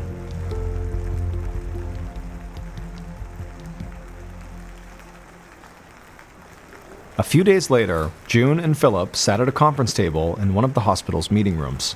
They were flanked by a team of medical specialists who were reviewing their findings on Lucy's condition. June dutifully wrote down all their disturbing updates on a yellow legal pad. Keeping the record at least gave her something to do with her hands. During the eye exam, the ophthalmologist could see that Lucy had significant swelling at the back of both her eyes, where they connect with the main nerve that leads to the brain. This condition, known as papilledema, was a serious warning sign since it often means that there is too much pressure inside the skull. That ophthalmologist had recommended that Lucy undergo a series of scans, including an MRI and a CT, to look for a reason for this increased pressure. Now, another doctor called up the results of those scans on his computer, and he projected an enormous image of Lucy's eye up on a monitor. He explained to June and Philip that these images showed that Lucy had too much cerebrospinal fluid in her brain, a condition called hydrocephalus. The doctor admitted to the parents that what they had been told before about Lucy's head was wrong. She did not inherit a big head from a distant relative. The pressure from the extra fluid had made her head grow larger than normal, and unfortunately, the pressure affected more than just Lucy's head size. The fluid in her skull was slowly crushing Lucy's brain. Left untreated, this increased intracranial pressure could lead to strokes, seizures, and brain damage in the coming years. If enough pressure built up, it could be fatal. The doctors wanted to place a tube, known as a shunt, in Lucy's skull that would allow the excess fluid to drain, relieving the pressure inside of her skull. Once that happened, her head would likely get smaller, and her risk of brain damage would plummet. In addition, relieving the pressure in her skull would also resolve her eye problems. The doctor told June that inserting this shunt was a short and simple operation, but still, June hated the thought of making Lucy undergo brain surgery. However, she didn't see any other options. She couldn't bear the thought of losing her only child. And so she and Philip asked the doctors to schedule this procedure as soon as possible.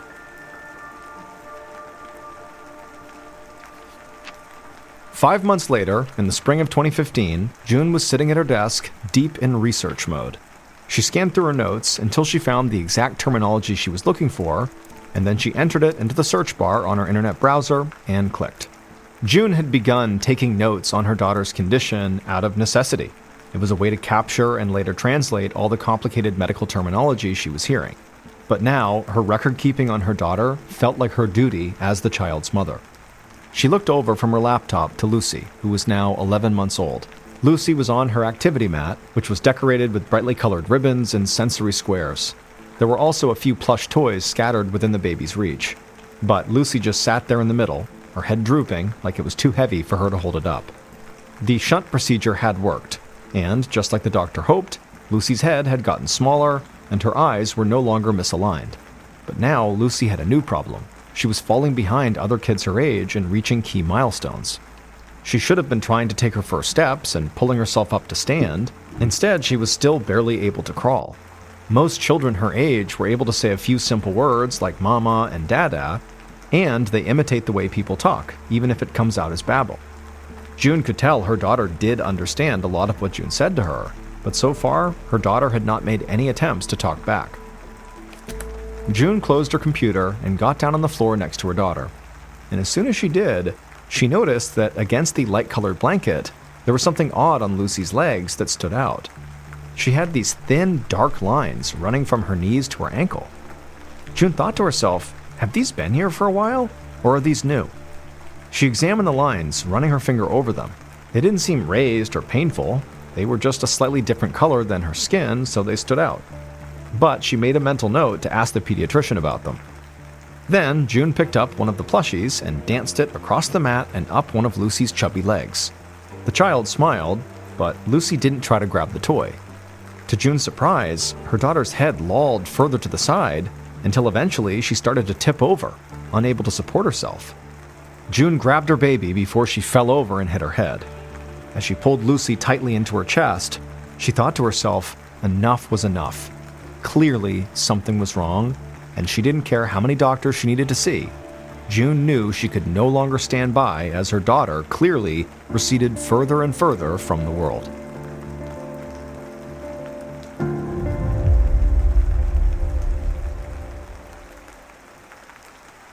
I'm Alice Levine. And I'm Matt Ford, and we're the hosts of British Scandal. Yes, indeed. In this series, a Derbyshire couple are bored of their curtain-twitching, lawn-mowing suburban life. So they sell their house, build a yacht, and sail off around the world. Which sort of sounds idyllic until a sperm whale sinks their boat and they begin to starve. Oh yes, and they didn't bring a radio because real sailors don't use radios. Right? This is the story of Mrballen and Maurice Bailey. And the 117 days they spent lost at sea. Follow British Scandal wherever you get your podcasts or listen early and ad-free on Audible. In 2021, a man is arrested in a Glasgow COVID ward. Police say he is fugitive Nicholas Rossi. He claims to be Irish orphan Arthur Knight. I am not Nicholas Rosie. But that was only the beginning. Join me, Jane McSorley, for I Am Not Nicholas, the full story, and find out what happened next in Series 2, I Am Not Nicholas, The Trials. Across 3 brand new episodes, I'll take you inside the trials of Nicholas Rossi. We'll meet the women and detectives trying to bring him down, and the jurors who'll decide his fate. I even find myself being called to the witness stand. I'm just concerned that I might come out with evidence that's not admissible. And if I do that, the trial collapses, all because of me. That's I Am Not Nicholas, Series 1 and Series 2. You can binge all episodes early and ad-free by joining Audible on the Audible app or Apple Podcasts. 2 months later, June checked in with the front desk at a pediatric neurology clinic. Lucy was now 13 months old, and she was scheduled for an electroencephalogram, or EEG, to measure her brain activity. If there was something malfunctioning in Lucy's brain, the EEG should be able to locate what area was affected and how severely. June held her daughter in her lap and tried to distract her as a nurse attached almost 24 electrodes to her daughter's scalp with a gritty, sticky paste.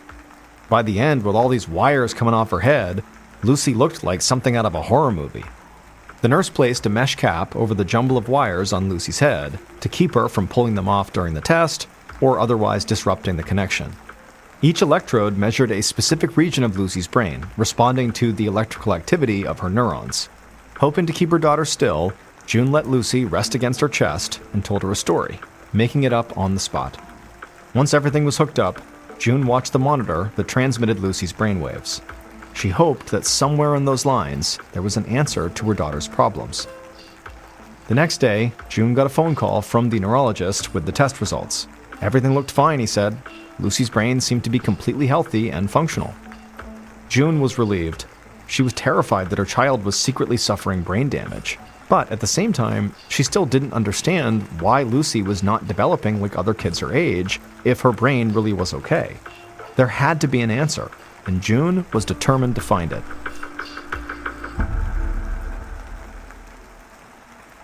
A year and a half later, in late 2016, June sat inside the neurologist's office, trying to hold back her disappointment. She forced herself to remain focused and keep taking notes as the doctor explained Lucy's latest results. It was only the latest in a long series of tests, as Lucy's doctor had tried to gather as much information about Lucy as possible. She'd taken x-rays of every bone in Lucy's body, hoping to find some physical abnormalities, like a protruding forehead or low muscle tone, that could be a symptom of a bone disease. But there was nothing out of the ordinary on the x-rays. The doctor had also run a nutritional study, a hearing test, and a fresh round of MRIs and ultrasounds.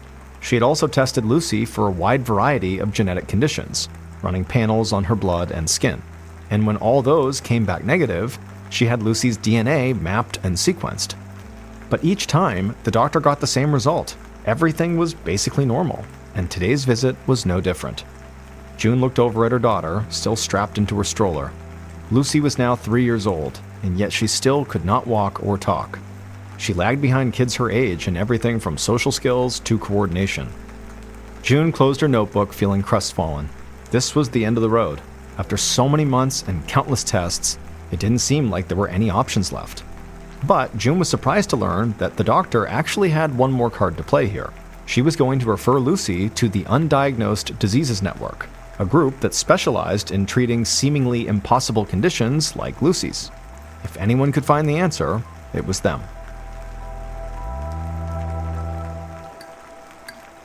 In May of 2018, Dr. Linda Chen sat behind her desk trying to wolf down some lunch while reviewing the case file for her latest patient, Lucy. Dr. Chen was an investigator for the Undiagnosed Diseases Network. She studied the long list of diagnostic tests that had been performed so far, and they had all come back apparently normal. But obviously there was something else going on here. But taking on a challenging case like Lucy's was what Dr. Chen did best. Just then, a nurse buzzed through the intercom. Lucy and her mother were waiting in an exam room. Dr. Chen took a final bite, gathered up the chart, and headed out to greet her patient. She knocked lightly on the exam room door, then stepped inside and introduced herself. Dr. Chen immediately noticed the thick ledger of personal notes sitting on the chair next to June. She realized this mother's research was 3 times the size of Lucy's official chart. Dr. Chen asked June to place Lucy on the patient table so she could begin her examination. After she had, Dr. Chen got a good look at Lucy. Lucy was small for her age, and her arms and legs were thin, lacking muscle tone. Dr. Chen lifted up one of Lucy's arms, and immediately she noticed something. There were these straight lines running down her arm. They were faint, but distinct. Dr. Chen noticed that Lucy also had these same lines on her legs as well. Dr. Chen looked at Lucy's back, where she found another series of these lines that branched upward. They were all V-shaped, each perfectly centered at the middle of her spine. The way the bands of color repeated along her back, they almost looked like tiger stripes. Dr. Chen walked away from Lucy and grabbed her chart and began reading over the notes. As she was doing this, June asked her, what do these stripes mean? June said the neurologist had told her that these lines were normal. Dr. Chen disagreed. She said these tiger stripes were actually an invaluable clue and could be the key to finally providing answers to the family. She said she just needed to run one more test. Dr. Chen carefully took a sample of skin from one of the lines on Lucy's back and then sent it off to the lab to see if her hunch was right. And it would turn out it was. Finally, after 4 years of searching for answers, June and her husband Philip finally knew what was wrong with their little girl. Lucy had a genetic condition so rare that there were fewer than 100 documented cases worldwide. This condition, called Smith-Kingsmore syndrome, is caused by a mutation in the gene that controls how cells grow during development. In Lucy's case, the gene, known as the mTOR gene, was not shutting off properly, which caused certain cells to keep multiplying when they should have stopped. Dr. Chen suspected that Lucy had this genetic condition when she noticed the tiger stripes on Lucy's back, called Blaschko's lines. Every fetus has Blaschko's lines, but they are usually almost invisible. Blaschko's lines become clearly visible only if there is a genetic mutation that causes an excess of skin pigmentation to be produced while the baby is developing in the womb. And that's exactly what happened to Lucy. And since the brain forms at the same time as the skin, it's likely that the mutation that caused the baby's stripes also affected the brain as well. Once Lucy's genetic disease was finally pinpointed, Dr. Chen was able to start treating her with a drug that specifically blocks the mTOR gene from generating excess cells. Following this treatment, Lucy started to thrive almost immediately, learning how to walk and talk, and finally catching up on her developmental skills. However, the medication was not a cure for all of Lucy's developmental delays, and so treatment is still an ongoing process.